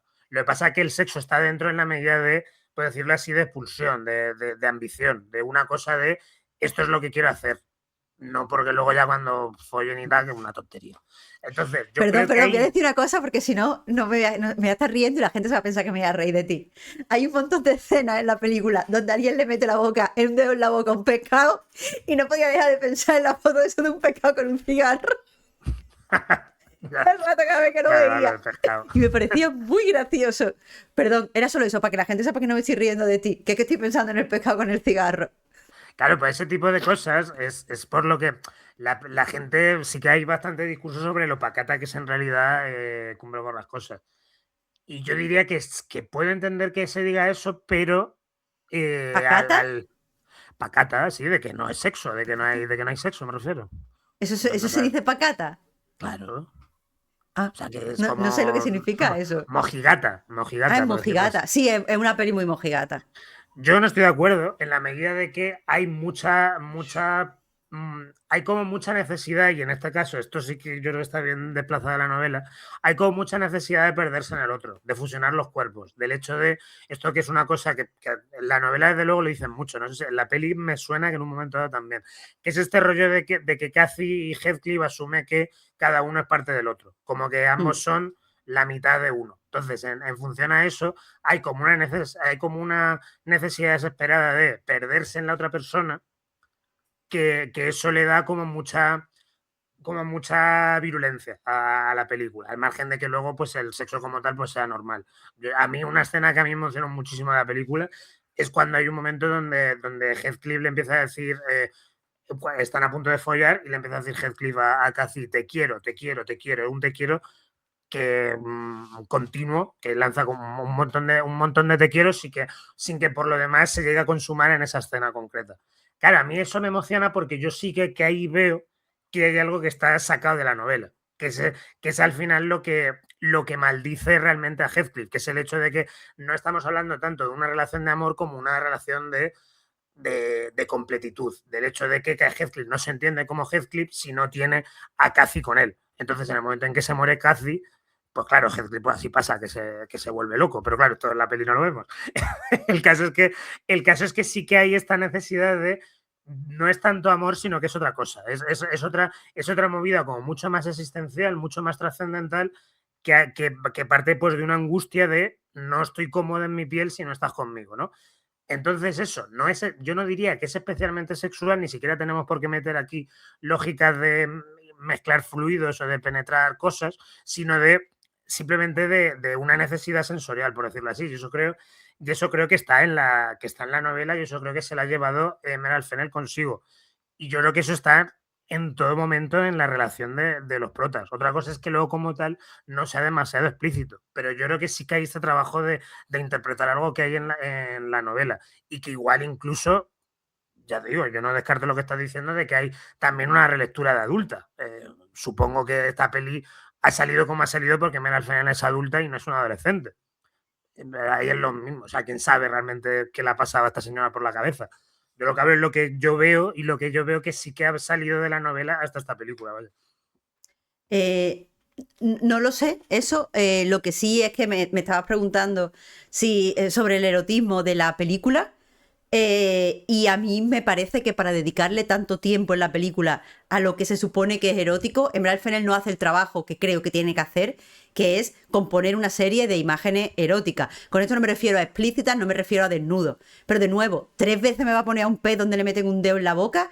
¿Qué me has establecido en la peli con respecto a los peces o los dedos en la boca? Nada, es que lo ha visto en algún sitio.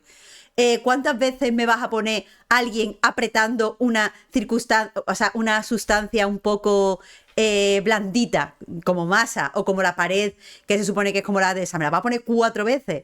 No me ha resultado erótico o sugerente la primera vez porque no sale del propio imaginario de la película. Son cosas que has visto eróticas en otro sitio, las has repetido aquí, y aquí van sin pie. ¿Sabes? No hay nada en la relación de Katy y Heathcliff por la que Katy se tenga que poner cachonda cuando ve a una persona amasando. Porque no ha habido un agarramiento antes, un tocamiento antes. Entonces creo que el erotismo no está nada trabajado. Y me indigna que una peli que quiere ser evidentemente erótica no trabaje sus imágenes eróticas, que de nuevo no tiene por qué verse nadie follando, como tú dices, no tiene que haber ningún intercambio de fluido para que haya una tensión sexual. Pero es que no veo esa tensión. Eh, y sobre todo tengo el problema bastante, bastante grande de que Margot Robbie es muy mayor muchas veces para las escenas supuestamente de pseudo descubrimiento sexual que está protagonizando. Hay una escena en la que Cathy está buscando a Heathcliff, entra en su habitación y abajo hay 2 personas que trabajan allí en la casa que se ponen a follar. Y Cathy está mirando como por una rendija hasta que Heathcliff le tapa los ojos. Y es para decir, señor, tengo 40 años y quiero ver 2 personas follando, ¿me dejas? ¡Me dejas! Claro. Pero eso, es un poco ridículo muchas veces estas escenas. Y eso hace que también pierda el tal. Creo que hay una escena para que veas que no hay que ver, no me refiero a nada de fluidos y tal. Hay una escena muy celebrada en internet. Yo no soy fan de la versión de Joe Wright de Orgullo y Prejuicio, pero hay una escena muy celebrada, y entiendo por qué, en la que Darcy le da la mano a Elizabeth para ayudarle a subir a un carro y después hace así y estira la mano de la tensión de haberla tocado. Yo creo que hay más erotismo en esa escena, más tensión en esa escena, porque de repente te das cuenta que los personajes jamás se han tocado, que en todo Cumbres Borrascosas. Sí que me parece una deficiencia por parte de la directora no trabajar eso. Porque en Saltburn podía excusarlo con la idea del shock value. Vale, no quiero que esto sea erótico, quiero poner a un tío lamiendo una bañera porque el otro se ha corrido en la bañera. Bueno, choquéame o intenta choquearme si quieres. No, pero no quieres que yo entre en este juego erótico de los personajes. Pero en esta peli sí quiere, y a mí la verdad se me cae. Nunca me he sentido, no sé, apelada por la supuesta relación, la atracción sexual de los dos personajes. Tampoco por el amor, porque aunque lo que tú dices es cierto, en la novela está esto de ni contigo ni sin ti, te trato fatal, pero te necesito. Aquí no me parece que esté eso tampoco muy bien planteado. No, a ver, sobre lo que tú dices del erotismo, evidentemente esta peli no puede ser erótica en la medida de que una de las cosas que tiene el discurso postmoderno es que todo viene de algo que tú ya conoces y entonces, y se supone que como ya lo conoces, tienes que aceptar su existencia en lo que estás viendo, ¿no? Pero me lo puedes, Entonces, es cierto, pero me lo puedes también plantear dentro de la peli. Es decir, es cierto que ahora hablamos de la película en términos postmodernos. Es cierto que las imágenes ya existen y yo solo las recojo. Pero joder, establéceme su significado también, o su existencia, o su necesidad en la película. No me ponga solo 3 peces y le meta un dedo en la boca, ¿sabes? no, o sea, no lo decía esto como una defensa, ¿eh? Va, Lo va. decía un poco como justificando lo que tú estabas diciendo. Porque al final los problemas que tú le ves es parte un poco de este gran fallo, yo creo, central que tiene la película, que yo creo que tiene una ambición honesta en el sentido de como tú comentabas antes, de Emerald Fennell buscando a sí misma y buscando su imaginario sentimental, pero en la medida que está haciendo eso, por un lado, no sabe dar con una estructura narrativa en la que todo pueda fluir bien, que yo creo que es el gran problema que tiene la película, está muy mal escrita, y por otro lado también que muchas veces por el hecho de que está navegando entre todo lo que ella recibió como estímulo, pues te lo pone como tal en pantalla y tú te lo tienes que comer, pese a que no tenga ninguna relación de organicidad con la película. Entonces, es lo que pasa al final con esta peli, que es que es muy random, es muy de ponerte ahí cosas flotando, ¿sabes? Por las vibes y porque se supone que habrás visto tú algo parecido en algún videoclip o en algún anuncio o en alguna película y tal. Y entonces como que todo está ahí presente para siendo instantáneamente reconocido, pero sin llegar a calar. Entonces tú lo que estás viendo en todo momento es como una especie de mazacote de cosas que conoces, y que difícilmente también pues te emociona, precisamente por eso, porque todo es reconocible. A mí sí que me emocionó la parte que decía antes del te quiero, porque yo ahí sí que vi trasplantada a Emily Bronte, y también me gustó mucho la secuencia inicial, la verdad. O sea, la secuencia inicial la verdad que me parece bastante pasote. O sea, este rollo del ahorcamiento de la niña corriendo por el monte y según aparece la finca, aparece el título con los pelos y tal. A mí la verdad que eso me moló bastante. Sobre todo porque hay una cosa que tiene esta peli que es que está muy trabajada. Hay mucho esfuerzo en todo. O sea, hay mucho, o sea, todo lo que no sé escribir, me refiero, ¿no? Está todo atrezado, es a lo que te refieres. Hay Esto mucho, atrezado, esto atrezado, esto atrezado. hay mucho, ni siquiera solo de atrezo, ¿eh? Yo también te hablo un poco a nivel No era de por un que no chiste hay. de muchachada nui de Tim Burton. Que entra, Ah, se ve que entra Tim Burton en un sitio y pone esto atrezado, esto atrezado, esto atrezado, para que lo pongan pues sí. todo muy, muy tal. Pues sí, total. Todo atrezado. O sea, hay como mucho rollo de todos los departamentos artísticos ponerlo a currer en algo, que puede ser una parida, como lo que tú me comentabas del vestuario, que el vestuario, por mucho que haya 2000 vestidos distintos de Cathy, es toda una mamarrachada. Claro, o sea, yo entiendo que vamos a entrar a la parte visual de la peli, como tú dices, quizás es lo más interesante. No vamos a hablar del guión porque el guión no tiene ni pies ni Hombre, cabeza. hombre, ya no habría que hablar de cosas, yo creo, Bueno, ¿eh? pues hablamos después. Pero bueno, Vamos a ver cómo vamos de vale, tiempo. vale, sí que no. Pero ya veremos cómo andamos de tiempo. Vamos a entrar a la parte visual, que quizás es lo que más se ha esforzado Emerald Fennell. hablabas de esta superposición de escenas del principio con pues el ahorcamiento, la niña corriendo por los páramos estos con la niebla, los títulos de crédito con los pelos, y en el vacío, de nuevo, esos son imágenes. O sea, no sé si me entiende. Son imágenes, entendemos estas imágenes, yo entiendo lo del pelo, pero el problema, de nuevo, es que no tiene nada que ver con la película. Por ejemplo, lo del pelo. A mí me pareció también buena idea cuando vi los títulos de crédito hecho con pelo de Cathy. Pero el problema es que eso no se trabaja en la peli de ninguna forma, porque no habla de la parte de Cathy siendo un fantasma, no habla de Cathy teniendo los mechones de pelo de Heathcliff, pero también de Edgar en su medallón. No es que tenga que hacer algo con el concepto pelo, pero es que eso de escribir con pelo es como gótico, nos lleva al de este gótico, nos lleva a la literatura un poco más de oscura. Pero la peli no quiere ser oscura, ya te digo, yo pensaba que iba a tratar el fantasma de Cathy, el fantasma de Cathy no está. Lo del ahorcamiento, pues está la muerte y el deseo, porque cuando muere el tío se empalma y tal, y puede ser una idea sugerente, pero de nuevo, lo que mata a Cathy no es el deseo ni la muerte, muere pariendo, pero no tiene nada que ver con el deseo de haberse follado a su marido. Quiero decir, es una imagen en el vacío, y el problema es eso, me parece que Emerald Fennell, para ser su tercera película, para ser una señora que tiene un Oscar, no está haciendo la suficiente reflexión de qué significan las imágenes y de qué significan las cosas que mete en su película. Perdona que hable brevemente de lo del vestuario, el peinado y tal. Bueno, lo del peinado y el maquillaje me lo quito ya. Qué cosa más atroz ver a Margot Robbie con maquillaje de influencer actual, con cara de influencer actual y dientes de influencer actual.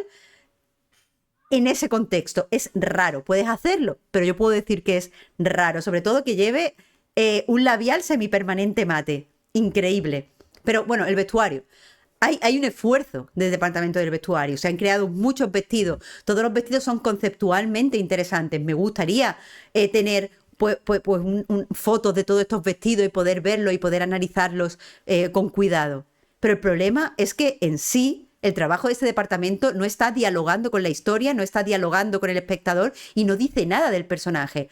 Más allá de que haya un código por el cual muchas veces Cathy va de rojo, no hay, o sea, a veces lleva un lacito rojo, a veces lleva el corsé rojo, a veces lleva la camisola roja, entiendo que porque pega con la cantidad de fondos rosas que hay. Pero más allá de eso, no hay ningún tipo de diálogo. ¿Por qué lleva un vestido de plástico semitransparente para su noche de boda? ¿Porque es una mujer muy sexy? No lo sé, no sé por qué lo lleva. ¿Por qué lleva un vestido cuando está en Cumbre Borrascosa y es pobre, que parece de seda, cuando después está? No lo sé. ¿Qué le gusta a Cathy? ¿Cómo cambia cuando se convierte en una mujer casada? No lo sé. Ni siquiera cambia a nivel de peinado. No entiendo qué me están comunicando con la ropa. La ropa es interesante en el vacío, igual que la mayoría de sus imágenes. Hablábamos tú y yo, Alberto, este fin de semana sobre la escena en la que el padre de Cathy está muriendo y va Cathy a verlo en su casa y hay como unas torres de botellas y tal. Es una imagen impactante en el vacío. No, Emerald Fennell no ha hecho los deberes, creo yo, a nivel de imagen en esta película. A ver, yo francamente creo que no es tanto que haya hecho los deberes como que simplemente está replicando a una especie de sentido común dentro del mainstream que en realidad va más allá de ella. O sea, quiero decir que es que yo creo que al final todo lo que estás describiendo lo vemos con un defecto porque ella no tiene bastante talento de darle algo, un discurso estético unitario a todo eso y le vemos lo random. Pero vamos, pero yo creo que a un nivel más... Como que no sería descabellado en ese sentido pensar en lo que suele hacer Baz Luhrmann y pensar que Emerald Fennell está ahí también con él, simplemente que no tiene el talento que tiene Baz Luhrmann. Claro, pero Luhrmann también es un director de lo random y de lo barroco y de lo de ¿por qué está esto? Porque mola. No. Yo veo Moulin Rouge, que es una peli absolutamente excesa en todo, y hay una absoluta coherencia en la mayoría de sus imágenes random. Hay algo que está dialogando en la obra y dentro sobre los personajes. Otro ejemplo de esto, que es verdad que mencionamos a Baz Luhrmann cuando hablamos tú y yo en privado, es la primera temporada de Euphoria. La primera temporada de Euphoria todo el mundo se ríe de ¿quién va a su instituto maquillada así o peinada así? Y sin embargo, todo está puesto a disposición de la imagen que funciona en sí misma y los personajes. Por eso Cassie siempre viste de azul bebé, por eso Lexi siempre va en tonos tierra, la sudadera del personaje de Zendaya, el que te definan a Jules como Sailor Moon al principio y siempre vaya con esos tonos pastel y el pelo de colores, que además dialoga con la fotografía, porque la fotografía es en tonos muy oscuros, pero Jules siempre va pastel. Hay un montón de cosas que dialogan y las imágenes significan cosas. Y en Baz Luhrmann sobre todo, porque Baz Luhrmann es un director increíble. Aquí no. Y yo creo que a una señora que tiene un Oscar y esta es su tercera película, que maneja grandes presupuestos y que tal, yo puedo exigirle eso, yo debo exigirle eso. No me puedo quedar con, bueno, es que a ella con 13 años es que le gustó. Bueno, pues haberle dado dinero a la niña de 13 años. Ahora a esta señora de 40, por favor, que me haga una película en condiciones, ¿no? Sí, a ver, si yo entiendo que esta peli no es una peli en condiciones. Pero es verdad que es que inevitablemente sí que me parece una peli muy libre. O sea, es un poco tramposo manejar este tipo de argumentarios, pero es que yo al final lo que sí que me estoy encontrando aquí es muy rollo de ir tirando, divirtiéndose con los recursos que tienes a tu disposición y pasártelo bien. Y yo creo que hay un sentido lúdico muy chulo en la medida de que de un poco jugar con lo que yo creo que es una especie de sentido común contemporáneo de las imágenes que vivimos hoy día, sobre todo si nos metemos en redes sociales, como tú contabas, los maquillajes de Margot Robbie, que es que muchas veces la imagen ya se convierte en algo muy del impacto momentáneo y es como casi como la superficie por la superficie. Es como que no hay tanto una conexión entre ellas como simplemente una imagen concreta que te lanza un significado y que luego te olvidas enseguida porque pasas a otra cosa, ¿no? En ese sentido sí que la peli me parece muy de ahora, muy de cómo traficamos con las imágenes hoy día y también y muchas veces incluso con una vocación muy sana de autoironía, en la medida de que, por ejemplo, pues lo que tú avanzabas, esta ocurrencia de las paredes de la casa que tienen el tono de piel de Cathy, que es una ocurrencia, que yo lo estaba viendo en el cine y digo, guapísimo, pero que es una ocurrencia, como todo. Me hace mucha gracia que justo nos plantees esta idea que es como, wow, se supone que todo comunica todo, o quiero aparentar que todo comunique todo, que las paredes comuniquen algo del personaje, cuando en realidad toda la maquinaria de imágenes va a su bola totalmente, ¿no? Entonces, Es que eso, entonces como la que pared de carne. ¿Qué te dice? Eso es un regalo que le hace Edgar a Cathy. Y tú lo ves y dices, bueno, estará obsesionado con Cathy y con el lunar que tiene aquí que está en la pared.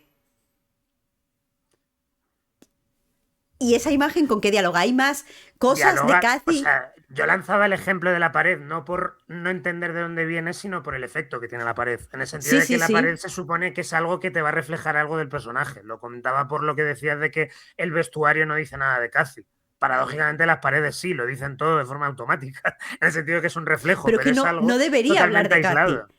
Si yo entiendo, Alberto, que la pared de carne, la pared que es literal la piel de Cathy, tiene incluso su mejilla, es una imagen potente. Yo también creo que es potente. Yo creo que la película tiene muchas imágenes potentes. Pero esa pared de carne debería hablarnos de Edgar, porque esa pared es un regalo para Katy. O debería hablarnos de Cathy en unos términos negativos. Y sin embargo, poco después vemos a Jacob Elordi tocando esa pared y follándose allí a Cathy. Entonces, eso ha establecido esa imagen, ha creado una conexión potente y no lo utiliza para nada.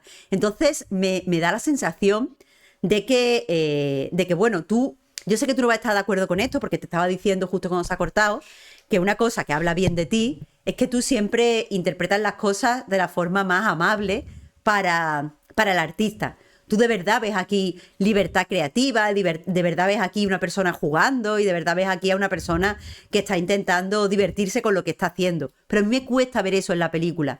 Yo creo que lo que está pasando aquí es Emerald Fennell aprendiendo que lo que le gusta a la gente, porque estoy de acuerdo contigo, creo que una de las cosas más interesantes que has dicho hoy es que Emerald Fennell es como Rosalía y es una persona que hace arte mirando al público a los ojos y leyendo lo que está viendo y qué quiere ver. Y creo que simplemente lo que aprendió de ese álbum es que a la gente le gustan las cosas que le hacen sentirse choqueada, que la gente discute las escenas que le parecen, entre comillas, fuertes. Y de ese álbum, por ejemplo, casi que lo más comentado fue pues todo el final, con Murder on the Dance Floor, que sale pues el protagonista bailando en pelotas por la casa. Guapísima Una escena otra vez. escena, una escena guapísima en el Increíble. absoluto vacío. Sí, Porque no es que hay está súper ningún vacío. tipo de conexión con esa canción, no hay ningún tipo de conexión con estar desnudo, más allá de la libertad, que quizás podamos leerlo así. Pues aquí es lo mismo, aquí hay un montón de escenas que están guapísimas y que supongo que Emerald Fennell, para mí lo que estaba esperando es, ya verá cuando la gente vea esto, lo que van a decir, y a mí eso no me parece que sea un criterio para hacer una película. No, a ver, bueno, no lo sé. Supongo que esto al final depende del marco que tú quieras escoger. A mí, yo lo he dicho muchas veces, ¿no? A mí una cosa que a mí me molesta mucho del cine comercial actual es que se hace mucho por comités y se hace mucho con control con control de daños y con mucha curaduría. En plan de, ¿esto por qué lo hace? Esto no tiene sentido, esto es ridículo, esto no sé qué.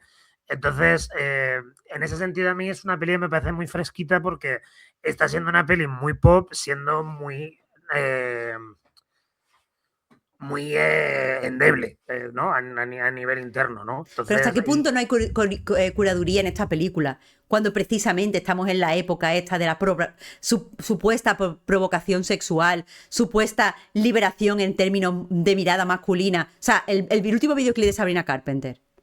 Eso es lo más pop que hay, lo más mainstream, lo más hecho en un comité de lo que se lleva ahora. ¿Tú no ves similitudes entre esa forma de sexualidad, esta forma de imágenes chocantes y lo que es Cumbres Borrascosas? Porque yo veo ahí curaduría y veo ahí artificialidad, no veo a una artista. O sea, creo que ella quiere descubrirse en la película porque es un fanfiction, creo que el guión lo ha hecho ella, pero a nivel de imagen no veo esa libertad que tú me estás planteando.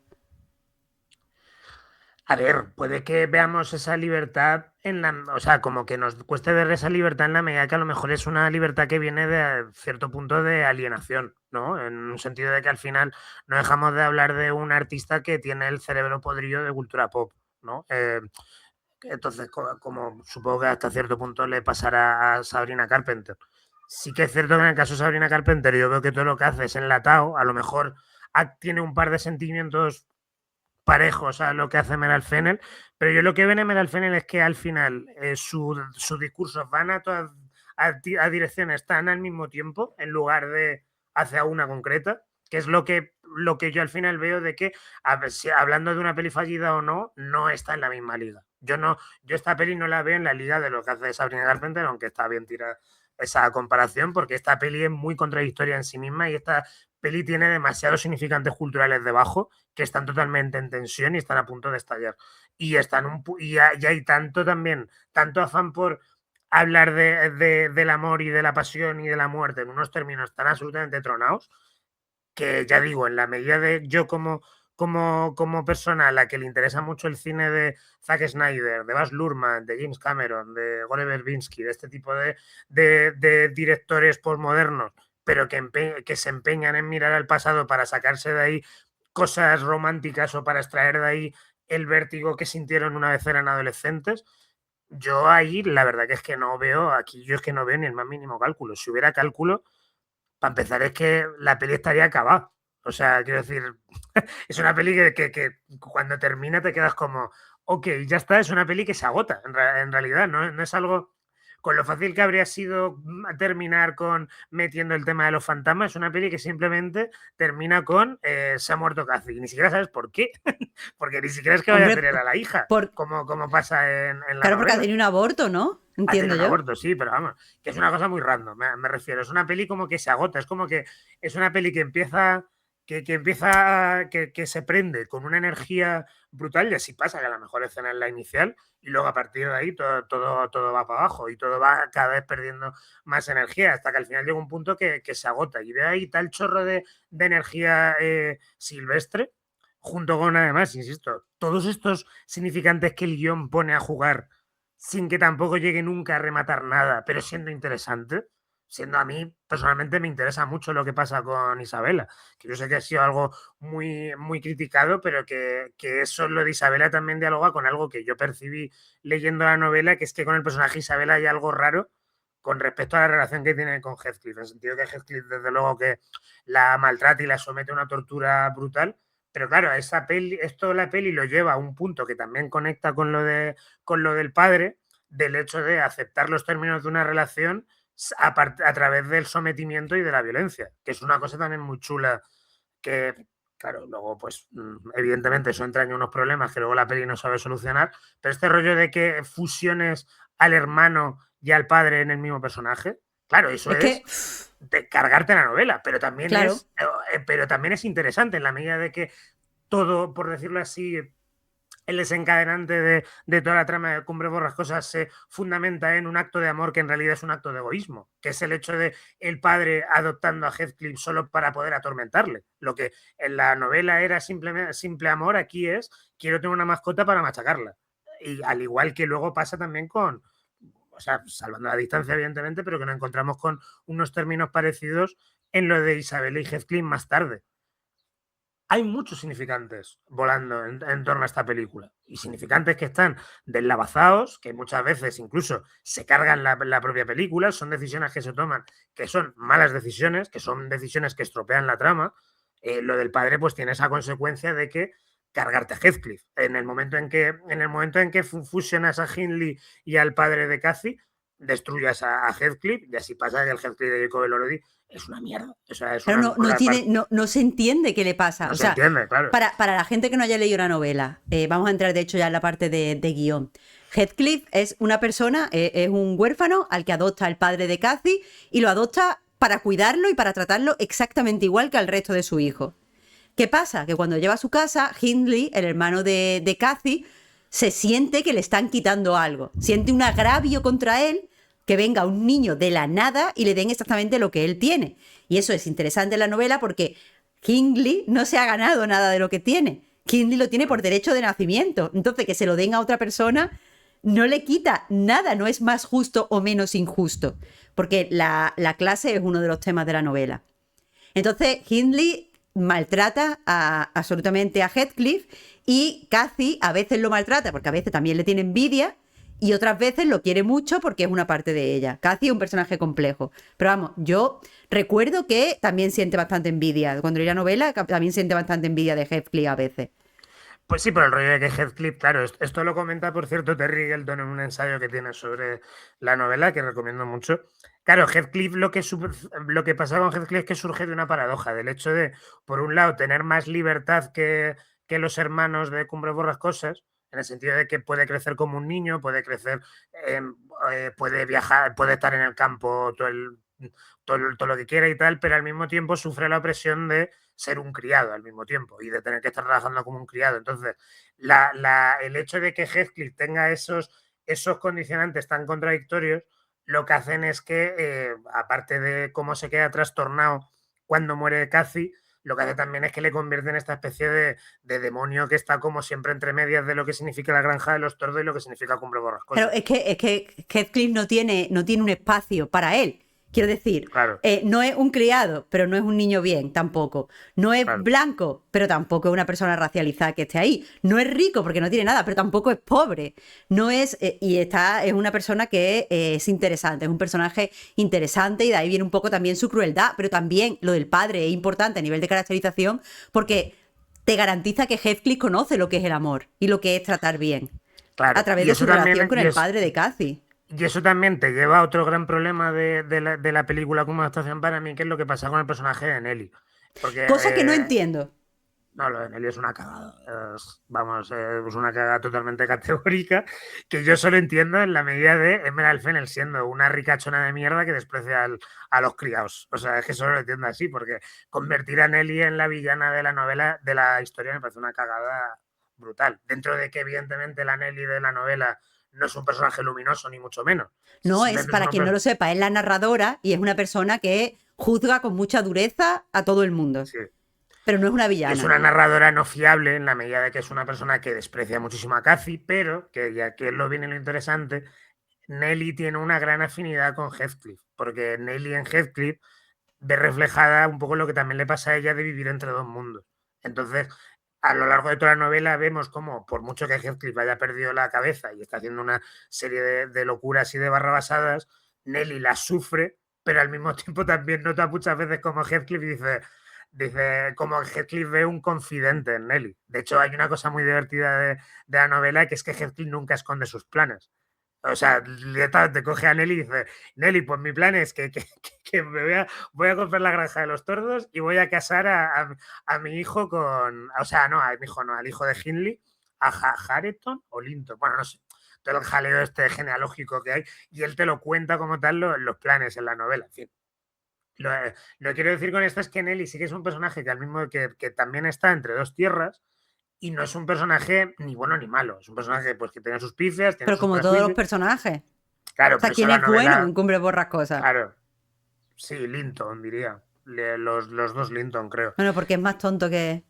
Claro, pero bueno, el caso es que Nelly aquí te la convierten como en la villana en la sombra y eso algo no lleva a ningún lado. Es que al final es el problema, que dices, si al menos esta decisión te llevara a algo, pero es que aquí lo que hace simplemente es empeorar la historia, porque la conviertes en una cosa mucho más amorfa de lo que era realmente, como las consecuencias de fusionar al hermano y al padre, que a mí eso me parece más dramático a nivel de las consecuencias del hecho de que estamos hablando de una versión de Cumbre Borrascosas donde Heathcliff es una mierda. Entonces, en ese sentido, dices, pues, ¿cómo no va a ser una película fallida? Es que yo, por muy generoso que quiera ser con esta peli, yo no puedo negar que es una peli fallida, empezando por eso. Porque este Heathcliff da pena. O sea, es que este Heathcliff pues, muy guapo y está muy bien fotografiado, pero este Heathcliff es sosísimo, no tiene ningún tipo de amenaza, no tiene ningún tipo de tensión dentro. Y eso pues es muy dramático para la peli. Se carga la peli dramáticamente. Es así. Ya, y no sé por qué Emerald Fennell considera que es más impactante ver a Isabela disfrutando de su tortura que el hecho de ver a Heathcliff torturando a una mujer cuando se supone que es un héroe romántico. No entiendo los cambios que hay. Es que eso, a mí me parece que esto es una peli no pensada. A mí me parece que quizá habría que haberle dedicado un año más a la preproducción de esta película, a trabajar más el guión, a trabajar más las imágenes, a hacer mejor el casting, porque los niños del principio están estupendos. Pero es que a lo mejor tenías que haber continuado trabajando con los niños. A mí ver a una Kathy como la niña, de la edad de la niña, no me hubiera extrañado tanto como ver a Margot Robbie. No lo sé, pero creo que esta peli estaba medio cocé. Creo que ese es el gran problema que tiene Cumbres Borrascosas, que estaba medio cocé desde el punto de vista intelectual. Sí, yo creo que es una peli, pues eso, que hay mucho esfuerzo a nivel plástico y mucho pensamiento en las imágenes como tal, a nivel, no tanto de lo que significan, sino cómo se conectan unas de otras para hacerte una experiencia estética envolvente, que a mí es lo que me pasó. Yo la peli la disfruté mucho porque estaba todo el rato con los ojos como platos, viendo... Ah, yo no. Sobre Es que me parece. Sí, que es muy barata y tal, y muy mamarracha, pero hay un punto de videoclipero constante. O sea, hay una cosa también loquísima, que es que las canciones de Charlie XCX suenan en su mayoría enteras. Y no es porque haya necesariamente montajes musicales. Es como que simplemente se ponen a hablar y suena entera la canción. O sea, y eso también le da como todo como un poco lógica de hiperestímulo, ¿no? De déficit de atención, de yo estar todo el rato de que la peli no me deja salirme. Claro, que también puede conseguir lo contrario, evidentemente, de que abrume, de que haya tanto mogollonazo que salgas de ella. Pero para mí no fue una sensación de abrumarme. Baz Luhrmann me abruma totalmente. Aquí fue una sensación de, porque una vez me di cuenta que las imágenes no conectan en el propio ecosistema de la película, es decir, puede que conecten, como tú dices, con otras cosas fuera de la película. Son imágenes, desde luego, que ya he visto, no hay nada que no haya visto, pero entre que me di cuenta que ya lo he visto y que no tengo que buscar las conexiones dentro de la peli, a mí lo que pasa es que me parece aburrido, me parece un set donde te haces fotos para TikTok. Me parece, o sea, por ejemplo, tienes toda esa, te crea el salón de casa de los Linton, donde las chimeneas son todo manos que apuntan hacia arriba. Y ya está. Eso es. ¿Sabes? No hay, por ejemplo, tampoco, o sea, no soy fan ni voy a defender a Tim Burton. Pero Tim Burton, en la estética de Tim Burton hay un pensamiento y se conecta con sus propios gustos y con el universo que te está planteando la novela. O sea, perdón, la película, da igual que estés viendo. Pues no sé, la película esta de la pintora de los niños con los ojos gigantes, que es una basura de película, como una de las primeras, Big Eyes, como de las primeras de Tim Burton, da igual. Sin ser yo fan, yo veo yo veo el trabajo estético que está haciendo. y cómo habla del autor, o sea, del propio Tim Burton, cómo funciona dentro de la peli y cómo funciona fuera. Pero aquí son imágenes que ya he visto, con las que no se hace nada y con las que no entiendo exactamente para qué has gastado el dinero en hacer esa chimenea. Porque si la única respuesta que hay es porque está guapo, entonces me parece que lo has hecho para que alguien lo saque en TikTok y diga, wow, las manos hacen así, Es que yo creo que está hecho por eso, ¿eh? O sea, yo creo que por eso a mí la peli me interesa tanto, pero es que es muy sintomática de cómo se consumen las imágenes hoy día. Como que tenemos todo a la vez en todas partes, que es una peli que está bien, y tenemos esta como un poco su reverso tenebroso, su reverso de un poco localizar realmente el rollo descerebrado o caprichoso o cortoplacista. En realidad, yo creo que también hay mucha cosa aquí de, como tú dices, ¿no? De las imágenes en sí mismas para que las subas a Instagram. Y claro, en ese sentido, pues cuando ves una peli que a lo mejor no te está molando demasiado, pero sí que ves que solo se puede haber hecho ahora y de esa forma, ¿no? Y ni siquiera tampoco además sea tan posible, porque yo insisto que esta peli ha surgido de una forma bastante milagrosa en la industria, ha surgido gracias a que Warner está como está ahora. A que Warner se ha metido en un punto donde quiere darle mucho dinero a los autores para que hagan sus cosas, salga mejor o peor. 2 semanas después de Cumbre Borrascosas, Maggie Gyllenhaal estrenó La novia, que también es una peli muy, muy fallida y muy contradictoria, y yo creo que buena parte de los reproches que le hacemos hasta a Cumbre Borrascosas se los podemos hacer también a La novia. Pero al mismo tiempo tenemos en La novia una peli totalmente salvaje e indómita de una directora que solo se está rindiendo cuentas a sí misma y a su visión artística, que puede ser una tontería, puede estar totalmente desorientada, puede ser muy endeble, en fin, pero vamos, no sé, yo creo que inevitablemente es eso, como gran parte del cine, o sea, de la experiencia de ver películas grandes, de cine comercial, es muchas veces ver imágenes que solo podían ser posibles gracias a la cantidad de dinero que hay. Ahí en gran parte se sustenta el atractivo del blockbuster, ¿no? Pues cuando ves ese tipo de cosas en pelis que no son exactamente blockbusters, sino que son como monumentos sonanistas de los propios directores, pues no sé, a mí inevitablemente hace que me surja la simpatía, ¿no? Y que sobre todo además venga esa simpatía de intentar reconstruir el proceso. Porque también hay una cosa que me perturba mucho esta película, dicho de forma positiva, es que la pensaba mucho en una joven prometedora, que una joven prometedora yo creo que es una peli que se leyó mucho a nivel de discurso y de narración, y es normal, porque creo que era muy contundente en ambas instancias, pero no se leyó tanto a nivel formal, a nivel plástico. Y una joven prometedora era una peli también visualmente muy impactante, en el sentido, y claro, visualmente muy impactante en el sentido contrario a Cumbre por las cosas, ¿no? Sentido de que estaba todo muy pensado, el aparato formal de una joven prometedora, todo este rollo de utilizar como una imaginario como estereotípicamente femenino, ¿no? Con formas con esponjosas, mucho color rosa por todas partes, iconografía hasta cierto punto de vírgenes y cosas así. Todo eso estaba Interesante. todo estaba como muy tirado de una forma muy coherente para reforzarte lo que al fin y al cabo era una peli, yo creo, muy honesta sobre una preocupación femenina, feminista en la sociedad, ¿no? Entonces, al final lo más loco de todo, como comentábamos, es que esta peli sea la tercera peli de Meryl Fennell. Es lo más loco eso. A mí, desde luego, es lo que yo no puedo entender, que sea la tercera película de alguien esto, y que sea la tercera película de la directora que hizo Una joven prometedora. Es que me vuelve loco ese factor.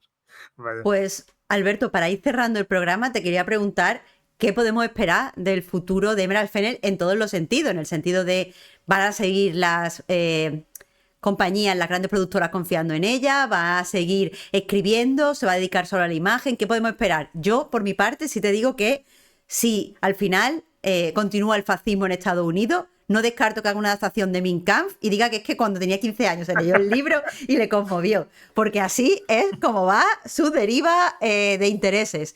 Pero por lo demás, te lo dejo en tus manos, que lo diga, que tú conoces más la industria que yo.